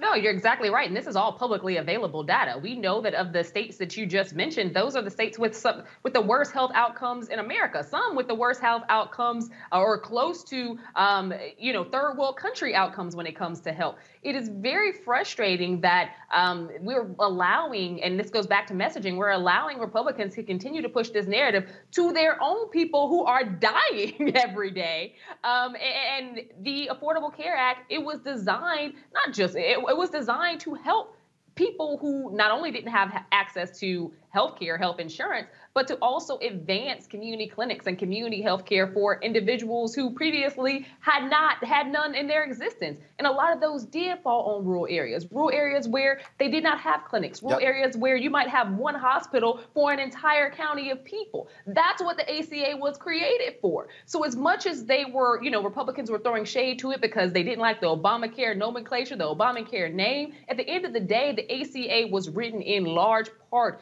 due to take care of the very people who hated so much of its existence. And I think that right now is a time for the Biden administration to do a victory lap. But like you said, Roland, it's also time for them to actually go and visit those rural areas that they were so afraid to visit and have consistently been afraid to visit because of the conservative pushback, because of the rhetoric, but also because Democrats have yet to be able to frame a message to the people who are literally dying toothless, aren't able to provide for their families every single day. You know who was excited about those COVID relief checks the most? Those people. Boom. You know who was excited about the potential of an infrastructure package the most? Those people. There is a baked-in set of narrative that Democrats could use for this group. It ain't that hard. For whatever reason, we're not seeing happen. It ain't hard. I know how to flip a room. And let me tell you something right now. Please. And again, do not send Kamala Harris. I need white people. That's right. To go. I need President Joe Biden to dispatch Elizabeth Warren and Bernie Sanders and Amy Klobuchar to Wisconsin, rural Pennsylvania, rural North Carolina, rural Florida. I'm telling y'all, this ain't that hard. All right, y'all, I got to go to a break. We come back. Why is Hollywood afraid of black gay people, loving black gay people? We're going to explain next on Roland Martin Unfiltered. White supremacy ain't just about hurting black folk. Right. You got to deal with it. It's injustice. It's wrong. I do feel like in this generation, we've got to do more around being intentional in resolving conflict. You and I haven't always agreed. Yeah. But we agree on the big piece. Yeah. Our conflict is not about destruction. Conflict's going to happen.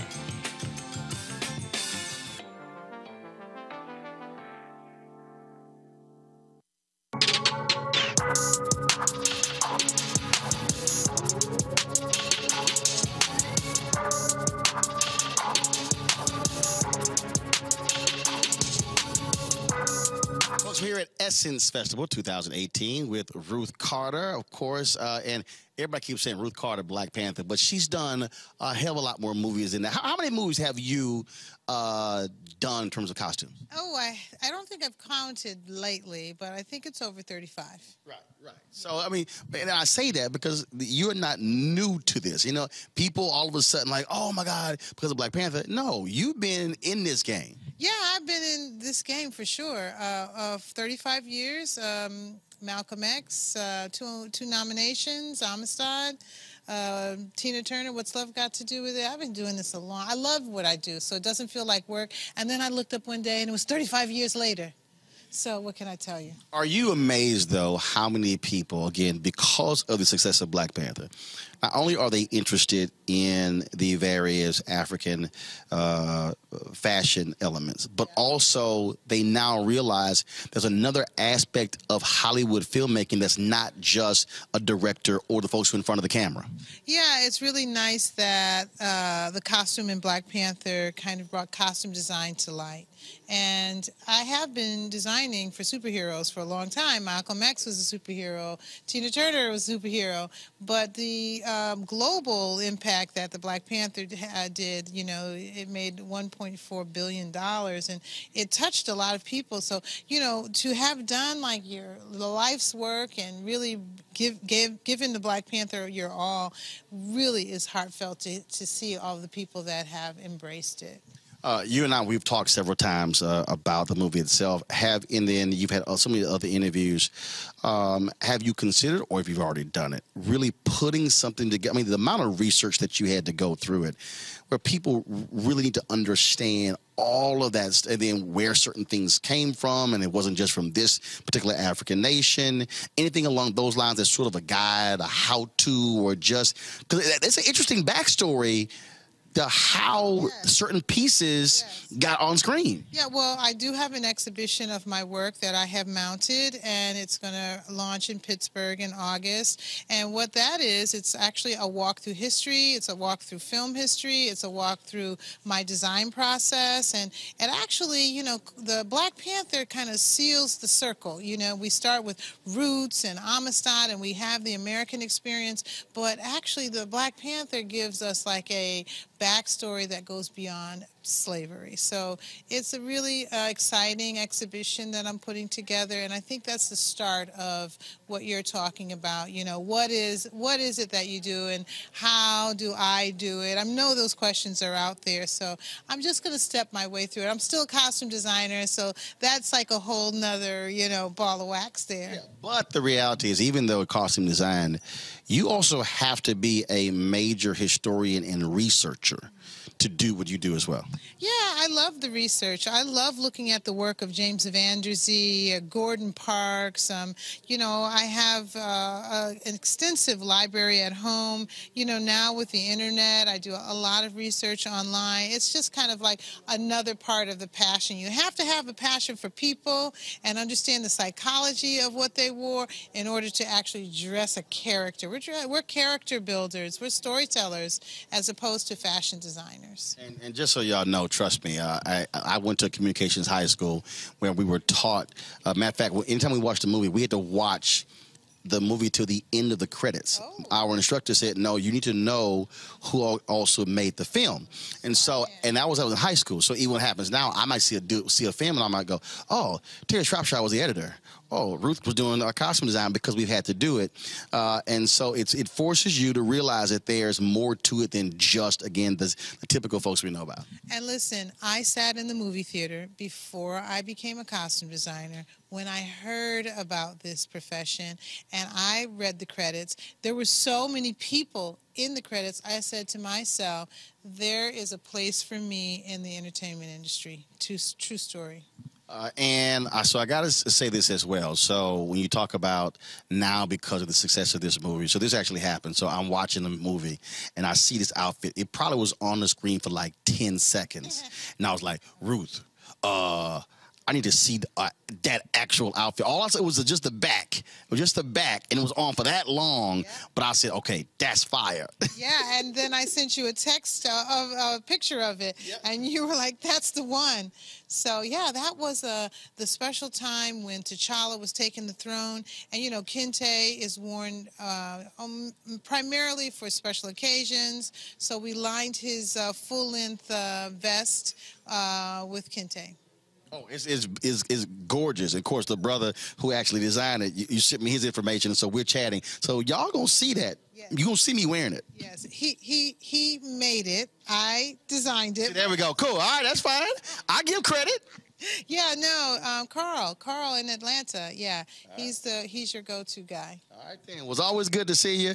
And what's the next movie? What are you working on? I'm doing Dolomite, the Rudy Ray Moore story with Eddie Murphy, 1970s. Lots of polyester. Yes, it's wonderful. It looks so good. All right, Ruth, always good to see you. Thank you. I appreciate it. Thanks so much.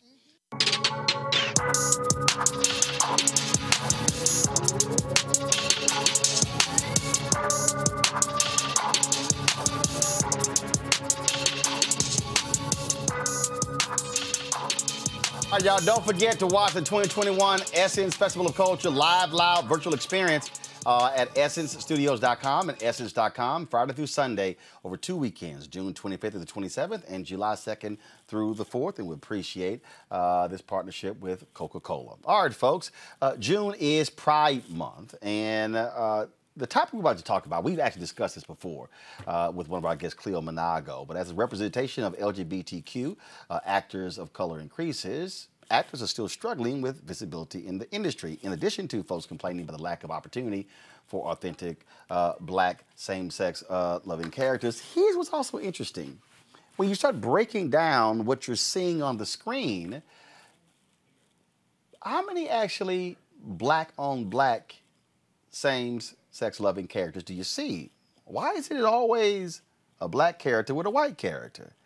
Carolyn Weisinger, she was board president of San Francisco Pride. Dr. Cleo Monago, chief advisor, Black Men's Exchange, and film producer Kurt Moore. Glad to have all three of you on the show. I'm gonna start with Cleo. Cleo, we've had this conversation before, and you've been highly critical of very prominent blacks, same gender loving folks who you say keep promoting this as well. And you've argued, just like when you have black folks who are saying, yo, you want to see, when you say you want to see black love, your deal is like, yo, Why is it that that black dude always got to have a white dude? Well, I don't have a question about that. I just acknowledge it in. No, right. You don't question it, but we discussed it, and you stated that it's a problem because what we're seeing and what it projects. Yeah, it's a problem, but I want to preface my comments with it's very difficult also outside of the comedy context to find black on black love in the landscape, period, the pop culture landscape. There is no reliable heterosexual love story on a weekly basis that's not a comedy in the popular culture landscape. So it's a problem all the way around. I will give you a little pushback, Queen Sugar. But you have to give me a little, though. See, that's my point. It's just a little pushback. Well, I'll say Greenwood, Queen Sugar. I mean, there are some, but go right ahead. I get your point.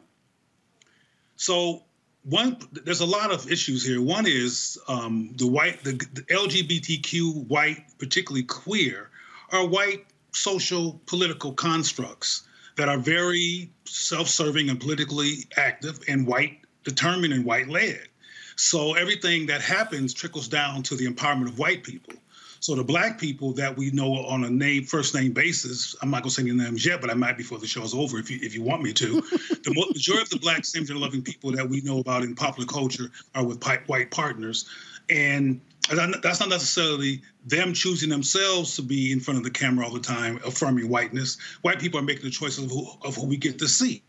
So we see who they choose, and they choose people who they know have a love or affection for them. Because that's what white gay culture is about, the affirmation of whiteness and white people and white homosexuals. Carolyn, Carolyn. That's why I don't identify with the culture, and I refer to myself as a same-gender loving black man. As you know, I don't do LGBTQ in the alphabet soup.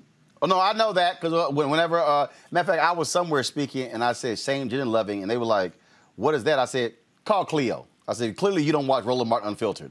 Carolyn, you were shaking your head in the affirmative as Cleo was talking. Many different things, and I'm the board president of San Francisco Pride, as you said, and I'm only the 4th black president of San Francisco Pride, which is celebrating its 51st anniversary this year. And you look at the history of just the LGBTQ community itself. You know, it was, of course, the movement per se was started by a black transgender woman throwing a brick at Stonewall. Yet over the last 51 years, the community has done a great job of whitewashing that entire history and really pushing black and brown folks to the background. And I think as far as the way that Hollywood, or why we would only see black folks with white people in these television and film narratives, it kind of goes to something you said in your last segment.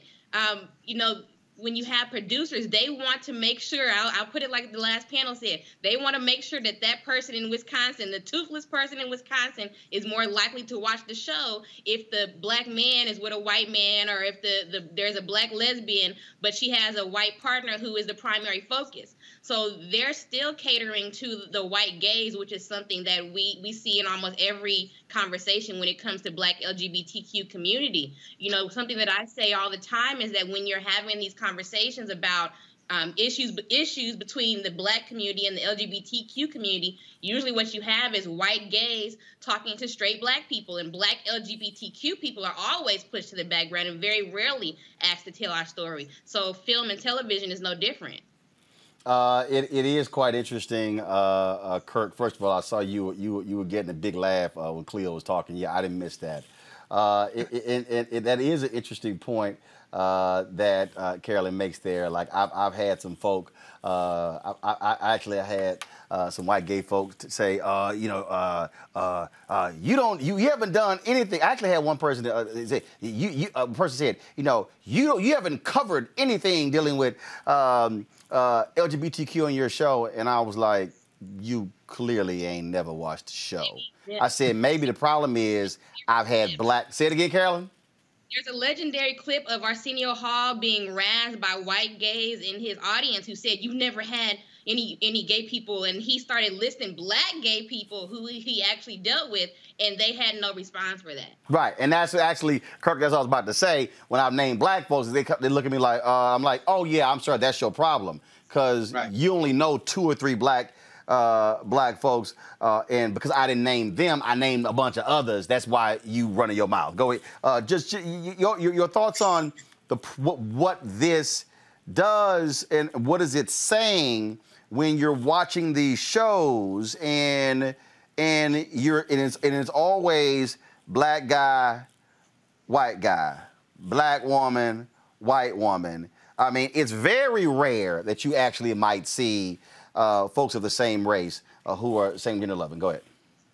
Yeah, I think there's only a few shows. I think 911 has one, and I think Black Lightning may have also had one there.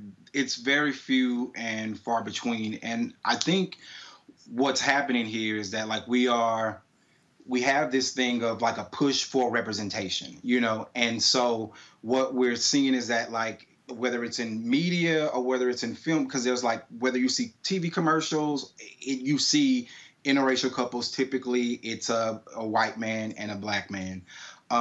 You rarely see like a black man with a Latino or a black man with an Asian. Is typically whiteness is in somehow way centered. And I think what's happening is that like, I always try to preface this that like I have no like issue with interracial dating or interracial relationships. What I do have an issue with is that if interracial relationships only make up 16 to 20% of gay relationships, then why am I seeing 90% of that on television or that in movies? And that's a problem, because for me, representation is about authentically presenting culture. So if you are trying to authentically present culture, then you have to show relationships or, you know, interactions, community the way that they are. And gay relationships are, for the most part, not interracial. And what's happening is I also think that it is being presented as aspirational.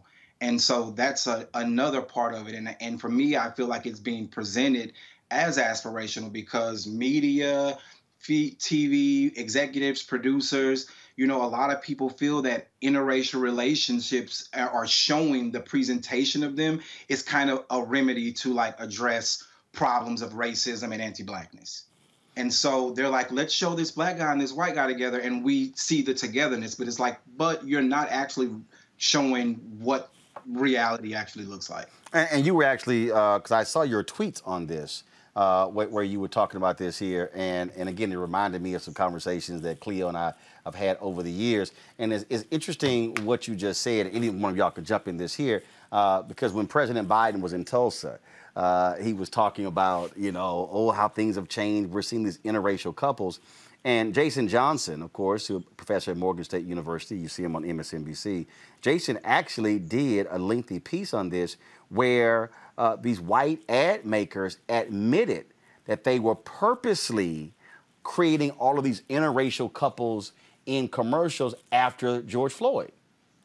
And it's to your point with the percentages, you don't have that large percentage of interracial couples in society, but they admitted that they were actually doing this on purpose to show unity and things along those lines. And his argument was, well, what the hell is wrong with still showing a black couple? Why can't you show a black man with a black woman as opposed to trying to present that? This is what happens when somebody else, again, is in control of setting the narrative. Any one of y'all can go. So, Roland, what was the excuse for the disproportionate amount of biracial couples and stuff before George Floyd? This disproportionate biracial presentation preceded that murder. And of course, now it's a good excuse to continue the agenda, in my opinion, of teaching black people not to be loyal to black people and to be less concerned about white people and racism than marry them and not complain anymore once they get coupled with them. Oh, I think even before George Floyd, I mean, I think, let's just be real clear. I think the reason you saw that, I think the reason you see it, whether you're talking about heterosexual or same-gender loving, is because you have white producers, white directors, white folks who are running it, who are like, okay, you know what? It's more palatable. I can accept this versus seeing all black. Look, George Lucas got his black moment when he did Red Tails. He took Red Tails to every major Hollywood studio. This is George Lucas, Mr. Star Wars. And they said, where are the white heroes? And he said, the villains in this movie are white. It's the white people. The heroes are the black soldiers. None of the top studios would take on Red Tails. He put $60 million of his own money into Red Tails, and he articulated what he experienced. And it's because they are making decisions, and so they are more comfortable. Okay, fine, if I got to see a black person, fine, put him with somebody white, because that's who is in control. And also, not just because it's more palatable, but it's also easier for them. It's easier to write a narrative where you simply put a black character. Like, if you look at a show like The L Word, which was primarily white until they got pushback about not having black lesbians on the show. And when they finally brought a black lesbian on the show, I mean, her look was completely off. You know, the part of the narrative was her really leaving clubs like the Catch One in LA, which is a primarily black club, and really joining them in West Hollywood, and they completely stripped her of all of her blackness, and they only kept her on the show to use her for a military storyline. So it's easier for them. They don't have to do background on wardrobe. They don't have to do background on culture. They're just dropping a black face in there to say that they have one there. Khalil, go ahead then, Kurt. Roland, this is a capitalist country. Typically, capitalists promote their wares to the largest group possible to make the most money. But regardless of the capitalist principles, corporate America is promoting their wares to a minority population. In this instance, the minority population are biracial people or black people who want white mates. That's a minority population. It's not logical in a capitalist country to promote your products to a small group of people when you want to make a lot of money. However, if you're involved in social control, and if you want to teach black people not to be loyal to black people or black issues and get off of white supremacy's case and start marrying white supremacy, then it'll result in the goal of what they've done with the Black Miento Project in Brazil and what they did in Argentina, which is teaching black people to value white people, white beauty standards, white folks as more lovable and more human than black people, and then black people over time in droves run over the white people as the best option for love and for relationships. And that's another one of the agendas of what occurs here. It's not simply that they want to have a black person in place. They're trying to get black people. Why would a still contemporarily racist media system start making a decision to make everybody would run after white folks? It certainly is not for black folks. It's for white folks. And if we love them more than we love ourselves, that benefits white supremacy. Kurt, so what do we do? Listen, how does this change? Wow. Well, okay. So, you know, I've been kind of running through like what I think can happen. And I think part of it is that, like, if you just think about, you know, the shows that we have on, those shows are created by people like me, you know, by writers. So I feel that part of this is our responsibility. And I do, you know, living in Los Angeles and, you know, being in this industry, you do see that, like, I think part of it is I've lived in Texas, I've lived in Georgia, I've lived in Los Angeles or California, and I've seen the most black-white interracial relationships in Los Angeles. I don't have like the stats of what that may be, like by region or by state, but like I've seen the majority here, and I've seen a lot of that in our industry. So typically people write what they know. And so if your partner is white, or if that's what what you prefer to date, then that's what you're going to write when you tell those stories. What I want is that studios have to, and I think that it is definitely easier for them to sell a show or to sell a movie about an interracial couple than it is two black men. So about two black men. So studios have to open their doors, open their pockets, listen to these stories and say, okay, we want to get these stories out there as well. But Kirk, you also got to have some black people. You also got to have, let's just be clear, you also got to have some black actors with some damn guts. Eric LaSalle, when he was on ER, he had several black relationships, and they all ended up horribly. Then all of a sudden, they wrote this script with this white doctor and things are working out great. And Eric LaSalle said, no, we're ending the relationship. He said, I cannot send the signal that every relationship I had with a black woman ended horribly, but the one with the white woman is rosy. and they ended it. He publicly came out and said it. See, to me, this is the moment, and I want to hear Kirk, Cleo, and Carolyn, y'all speak to this, where black creators have got to have the guts and say, no. Look, I get roles and I get, you know, hey, it's tough and I want to keep apart. But at some point, if they are not going to change, then somebody's got to say, no, y'all can't keep giving me white love interest and ain't nobody black. Well, here's the thing. And I mean, I talked about this last week, so I'm just going to say it. I mean, part of the thing is if those actors don't date black people, they ain't going to give a damn. So, like, that's also part of it, is that if these writers, if these directors, if these actors don't actually date us, then they're not going to, why Eric LaSalle is saying, hey, I date black women in my real life, so I want to see that reflected on screen. If the domino, if I knock down your dominoes and they all white, then you don't care if all of your partners are going to be white. You probably are more comfortable with that. So again, I think that, as I talked about, you know, I think there are people like me who are writers who are going to have to step up. But there are there are several black gay writers and directors out here. The thing is that those shows typically have interracial relationships, mostly probably because they date interracial in real life. And that's just, you know, again, like I always say, you know, they tell writers, write what you know. So they are writing what they know. But because if you go and look at whatever showrunners, I'm not going to name any names, but if you look at the showrunners and you see the shows that they create, you see the characters that are on TV, and then you go and look in their real life and you see who they're dating, then you understand why those stories are being told. What's going to have to happen is why I said for studios, for executives, for agents, they are going to have to be open to our stories. They are going to have to take these stories because they clearly aren't afraid to tell a story. They're not afraid to tell a story of a black gay man from a black gay man. It's just who that black gay man is with on screen is what matters.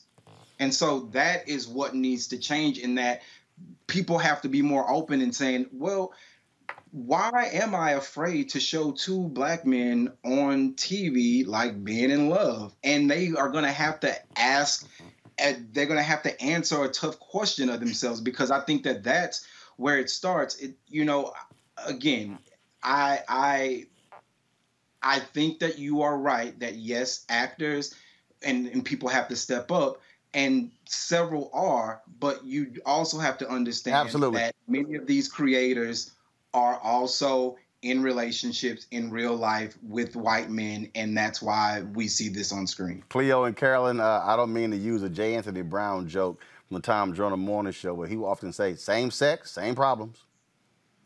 Well, Roland. Yeah, and shows like Pose, which was wildly successful, but also you have to look at the fact that mainstream, as much as we were seeing people embrace black and brown trans community, part of that was definitely from it wasn't a show that was necessarily written from a stereotypical lens, but some people were watching it to see that, if that makes sense. They were watching it for an education on things, that parts that were not necessarily their business.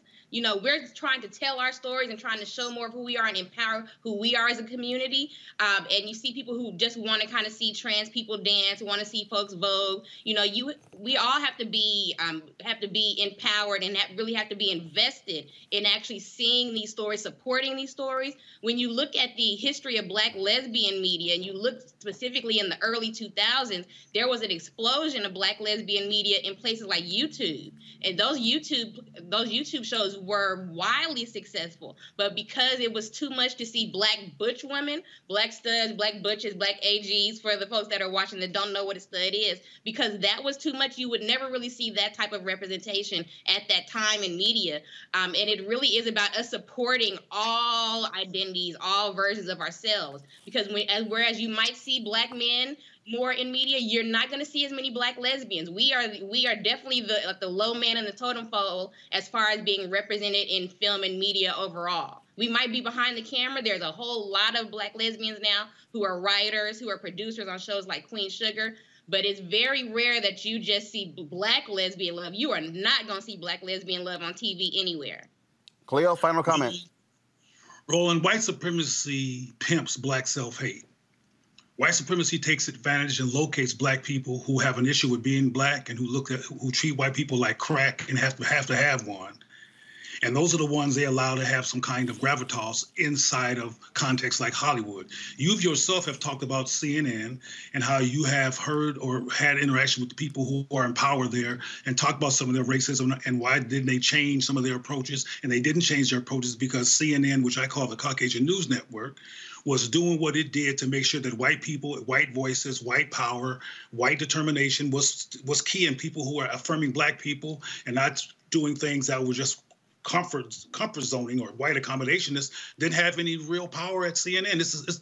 Hollywood, as you know yourself, does not have such thing as a black person who can red light a major film. Not one. In the history of Hollywood, nobody black has ever run a studio, ever. Right. So the point a black man was the CEO of American Express, but you ain't never seen a black person run a Hollywood studio. So there's a couple of issues here, and we don't probably have time to get into the whole thing, but one of the issues that I want to stress is that white people choose who get to have success, who get to be powerful, who get to be known. They're not powerful at all, but who get to be well-known puppets. And the majority of the black people who are same-gender loving that we know by name, well, I don't want to say their names and get you in trouble, but all of them have white lovers. You ain't getting me in trouble. You the ones talking. Okay, look, Don Lemon, Wanda Sykes, Lee Daniels, the dude named Bill something who's on that show Pose, Billy something. Billy Porter? Billy Porter, and the rest of them. White people knew what they were doing when they kept them. Like white people knew what they were doing when they made it difficult for you over at CNN. They don't want black people who love black people, who affirm black people, nowhere in the media landscape. They want us to accommodate and be loyal to them. But let's get to solutions. One of the solutions here, or one of the things that creates black people who run the white people for sanctuary and who run the white people for love and become those yes men to white studios who will let them have white lovers, because like the brother said, that's what they do at home, is that black people have to start creating rational support systems or engagement systems around the existence of same-gender loving people in the black community context. One of the reasons why black people be jumping ship and running the white folks for sanctuary is because going into 2021 on a macro level, the black community has not rationally engaged the existence of same-gender loving bi and trans people. So the people who keep on creating the narrative keep being white folks and the black people who they sleep with.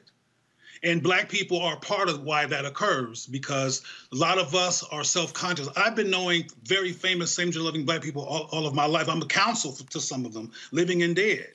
And there's a couple of issues. One issue is that the black community has not actively created safe space. And the other issue is that the gay LGBT paradigm does not affirm black people. It makes black people confused. It creates disorientation in black people. It creates a question about black loyalty among black people, because the whole paradigm affirms white people symbolically and culturally in terms of this whole genesis. So black people need to learn to love themselves in their own image who are same-gender loving. The black community needs to stop avoiding the issue and worrying about the compromise of black manhood, which is something that we should be concerned about, because black manhood has been under such attack and we're concerned. But some of our resistance to addressing same-gender loving people is connected to our resistance to looking at manhood in a nuanced way. So we got some work to do from a black perspective to get black people to be strong enough not only to love black people, but to question Hollywood out loud about their inability to show black people loving black people. And stop letting Lee Daniels and other white chasing black folks be the only ones who control our narrative. We can prevent this, but we have not learned to do it because of some conflicts within the black community. Kirk, you were trying to jump in real quick. No, I was just saying, well, there is definitely one president or that can greenlight a film. That's Alana Mayo. She's actually a black lesbian woman, and she is a president of Orion Pictures. So just to throw that out there, I mean, there needs to definitely. Ash, what was that? Where's the bunch of pictures she's put out? Oh no, she literally just started. So that's why I'm just putting it out there. So that's, you know, that. Now, hold on. Is she a studio? Hold on, let's be clear. Is she a studio head, or is she with like a studio within a studio? No, she's the president of a studio. Within a studio. Because I know a whole bunch of black lesbians with scripts and films ready to be greenlit. What's her email address? I'll send them to her. I don't have it either. I mean, she's the president. I don't care what color she is. If she's a white choice, I've got to see action for myself, and if there's going to be some black outcomes, because black people have been chosen to be president and all kinds of stuff, and black people did not benefit from it because white people chose them, and they chose them because they were good white accommodationists. So being black, it's not enough in the modern era because whiteness has contaminated everything, including so-called pro-blackness. What we need to look at is outcome, not position. And to his point, I'm pulling this up. It was a year ago. And Orion is under MGM, which was just bought by Amazon. So she joined, and it was the newly relaunched Orion Pictures. Yeah, Orion was gone. And yeah, absolutely. So, but Orion is under MGM umbrella. Yes, under MGM. It's sort of like you can be head of a label, but you're under Arista. So you got that whole sort of stuff there. But folks, a great conversation. It's all about moving the conversation forward. We'll certainly see the challenge. And Cleo, if folks who you called out, I ain't got a problem having them on the show as well. I tell people all the time, I don't tell guests what they can and cannot say.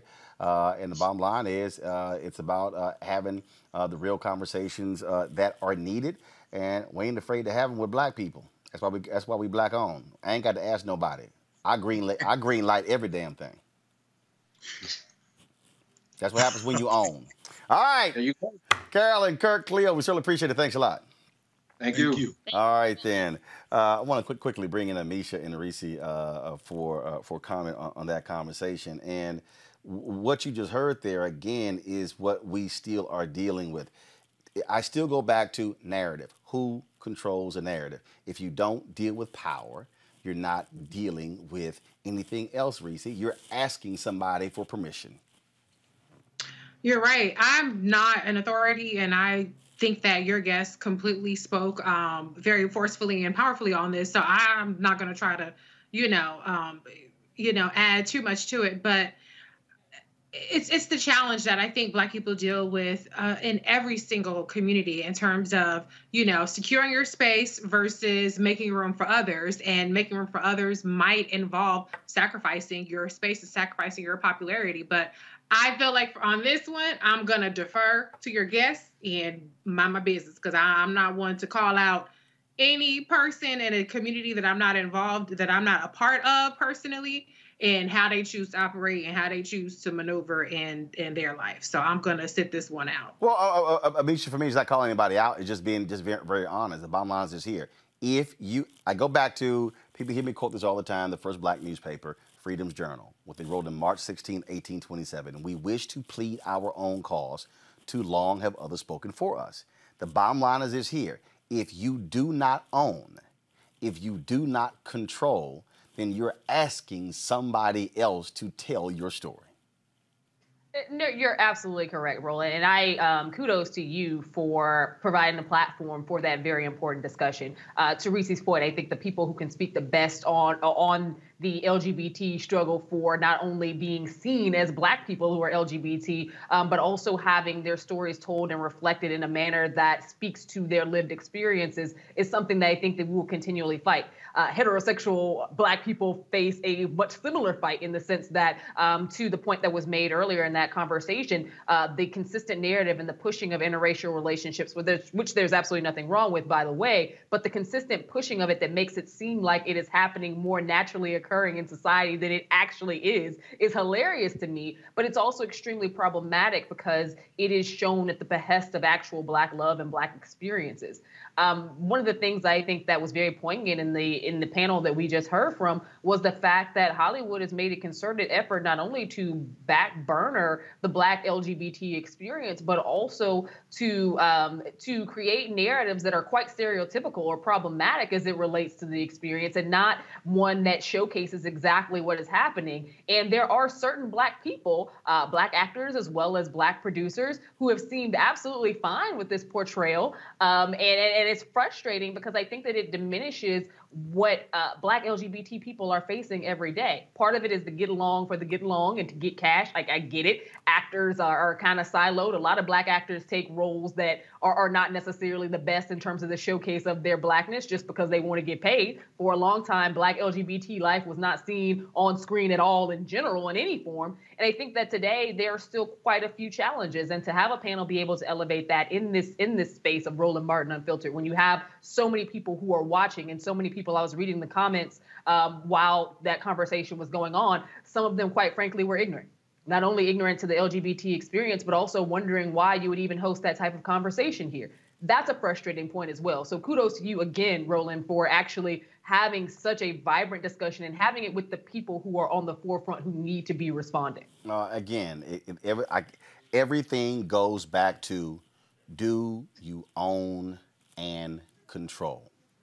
What I keep saying to people, which is why I tell people why they must support this show. And this is why, look, we're out there trying to secure more advertising. And I certainly appreciate the partnership that we've just launched with Coca-Cola. And there are others that we're trying to do. But the bottom line is this here. Last year, this fan base gave $672,000 to this show. That represented 25% of the total revenue last year. If we didn't get that from our fan base, then we are not in the position to do what we do. That gives us the freedom. So if an advertiser says, we're not going to buy your show because you have a segment called Crazy Ass White People. Well, and trust me, I've already heard that. This is why you have to be independent, because then somebody else is dictating to you. Like, I get a kick out of these advertisers who go, ooh, yeah, we don't know about that. And I'm going, I'm sorry, but y'all advertise on Fox News. Mm-hmm. Okay? Folks, so please support what we do here, Roland Martin Unfiltered. Join our Bring the Funk fan club. Support us at Cash App, $RM Unfiltered, Venmo.com/RM Unfiltered, PayPal.me/R Martin Unfiltered. Zelle is Roland@RolandSMartin.com, Roland@RolandMartinUnfiltered.com. And y'all, with Zelle, it's Roland@RolandSMartin.com. Don't leave out the S. Y'all send me one more email saying, I can't find you, because you leaving out the S. So just send it to Roland@RolandMartinUnfiltered.com. All right, folks, our last story. Moms of Black Boys United is an organization dedicated to positively influencing how Black boys and men are perceived and treated by law enforcement and society. Their mission is to provide information and support for moms of Black sons and promote positive images of Black boys and men, changing perceptions, encouraging self-care, and fostering understanding of the plight of Black boys and men in America. The founder and president of Mob United, DePelsha Thomas Magruder, and Nikki Michaud of Mob United. They both join us. Folks, glad to have you here. When did this start, and where did it start, and what was the reason for it? Sure. Well, first of all, good to see you, Roland. Very nice to be here with you tonight. And the way I describe the founding of Mob United is I had the reaction in the summer of 2016 that many people across the globe had in the summer of 2020. So I'm the mom of two young sons. And if you think back to 2016, it was the summer that there were two back-to-back brutal graphic killings of innocent Black men, Alton Sterling in Baton Rouge and Philando Castile in Minnesota. And just seeing those graphic images played over and over again on the news, you know, when I went to bed that night and then woke up the next morning, it just crushed my spirit. And I felt like I had to take action. And the action that I took was actually pretty simple. I started a Facebook group. We're live on Facebook right now, so we know the power of social media. But I started a private Facebook group for moms of Black boys and men, which was an idea I'd had for years, all the way back to Trayvon Martin and Michael Brown and Eric Garner and so many who came before the cases I mentioned. And I just poured out my heart and said what I was feeling in that moment: anger, confusion, you know, the need to do something and to connect with people who could understand. And I sent it to only about 30 friends who I knew personally, who I thought would want to have a conversation around this. And it just grew virally. It grew from 30 to 21,000 moms that very same day, and now has more than 170,000 moms of Black boys and men. So that was the genesis. And we quickly mobilized and formed two nonprofit organizations to focus on influencing policy and perception.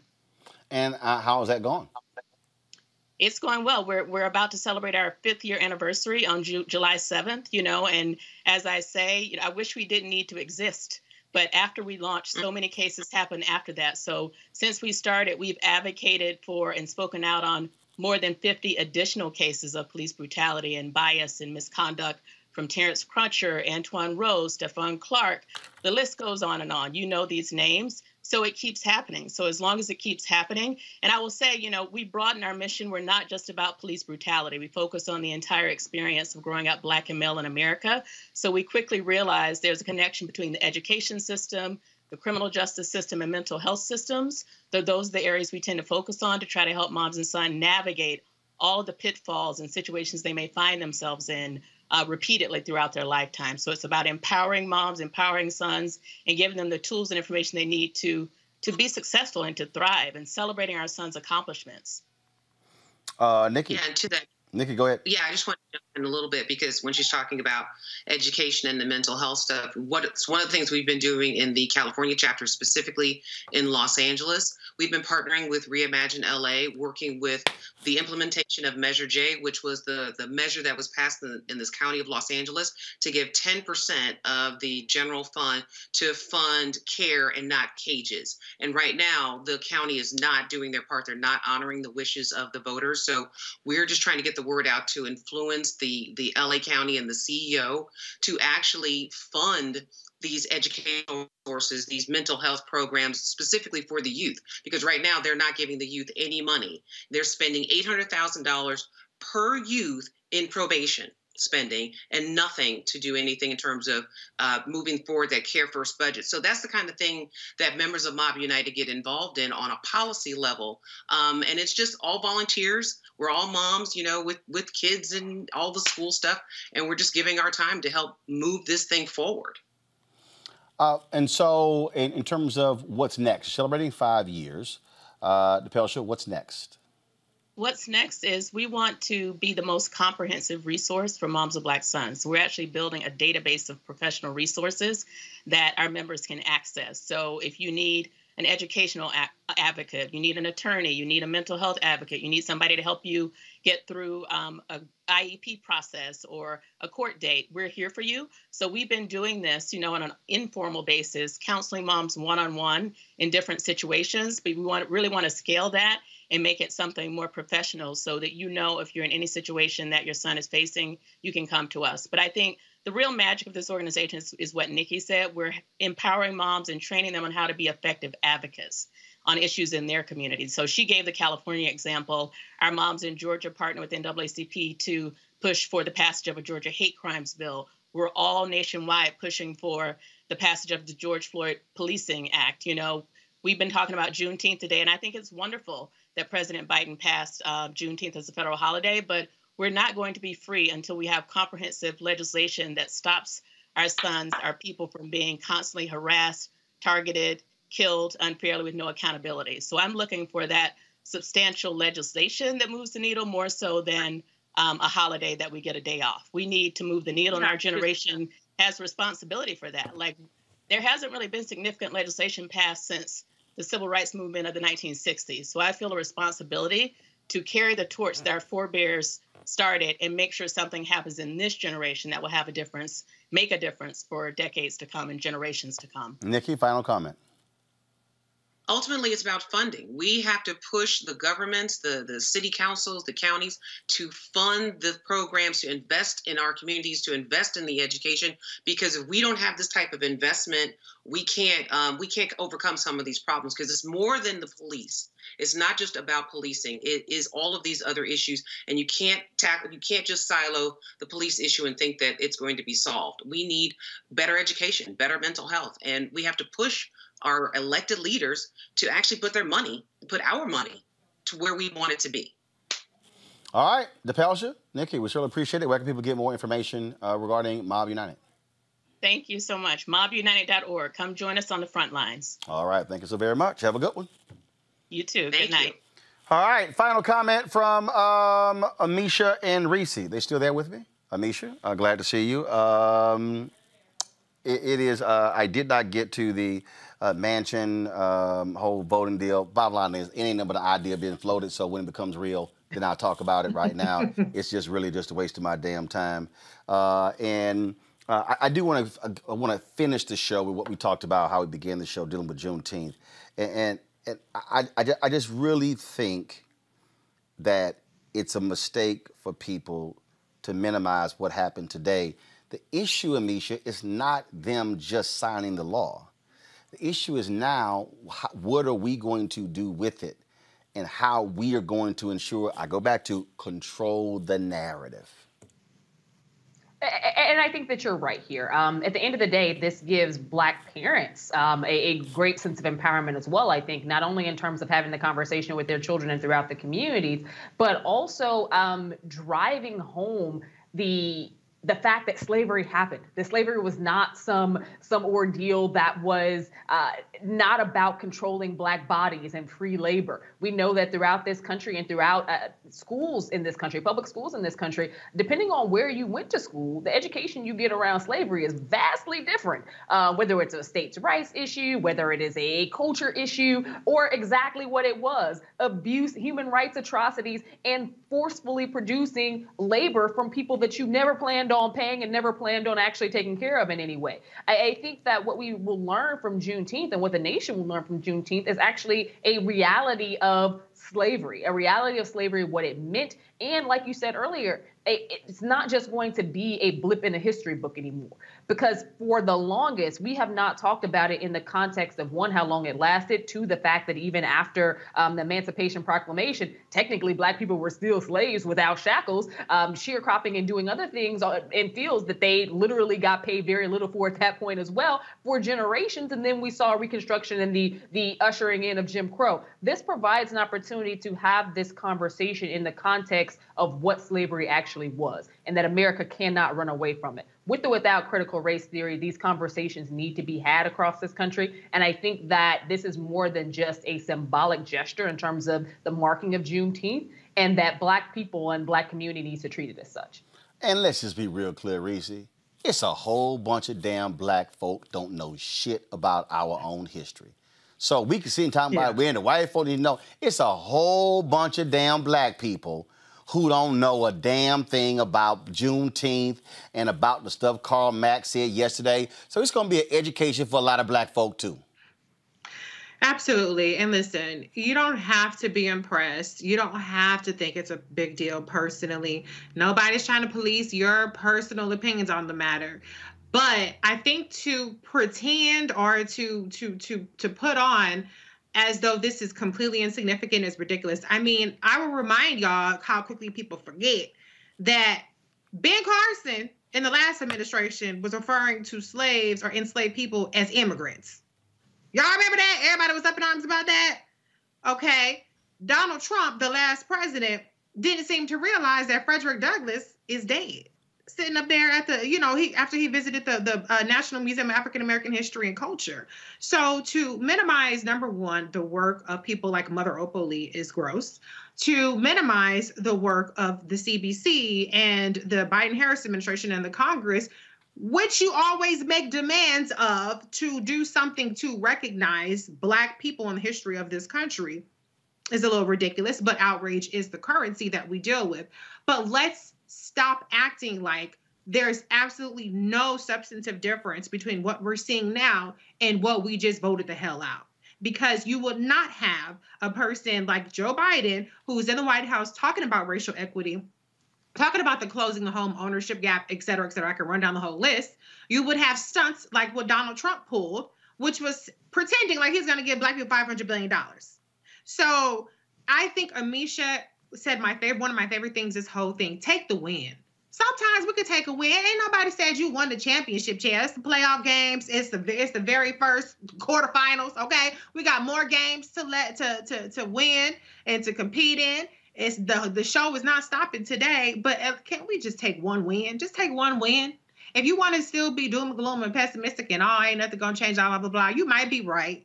But today, I'm gonna take the win. Well, to your point, when you win a regular season game, it counts. Yeah, it's not a playoff win, it's not a championship win, but you need regular season wins to get to the playoffs. So yes, come on, take the damn win.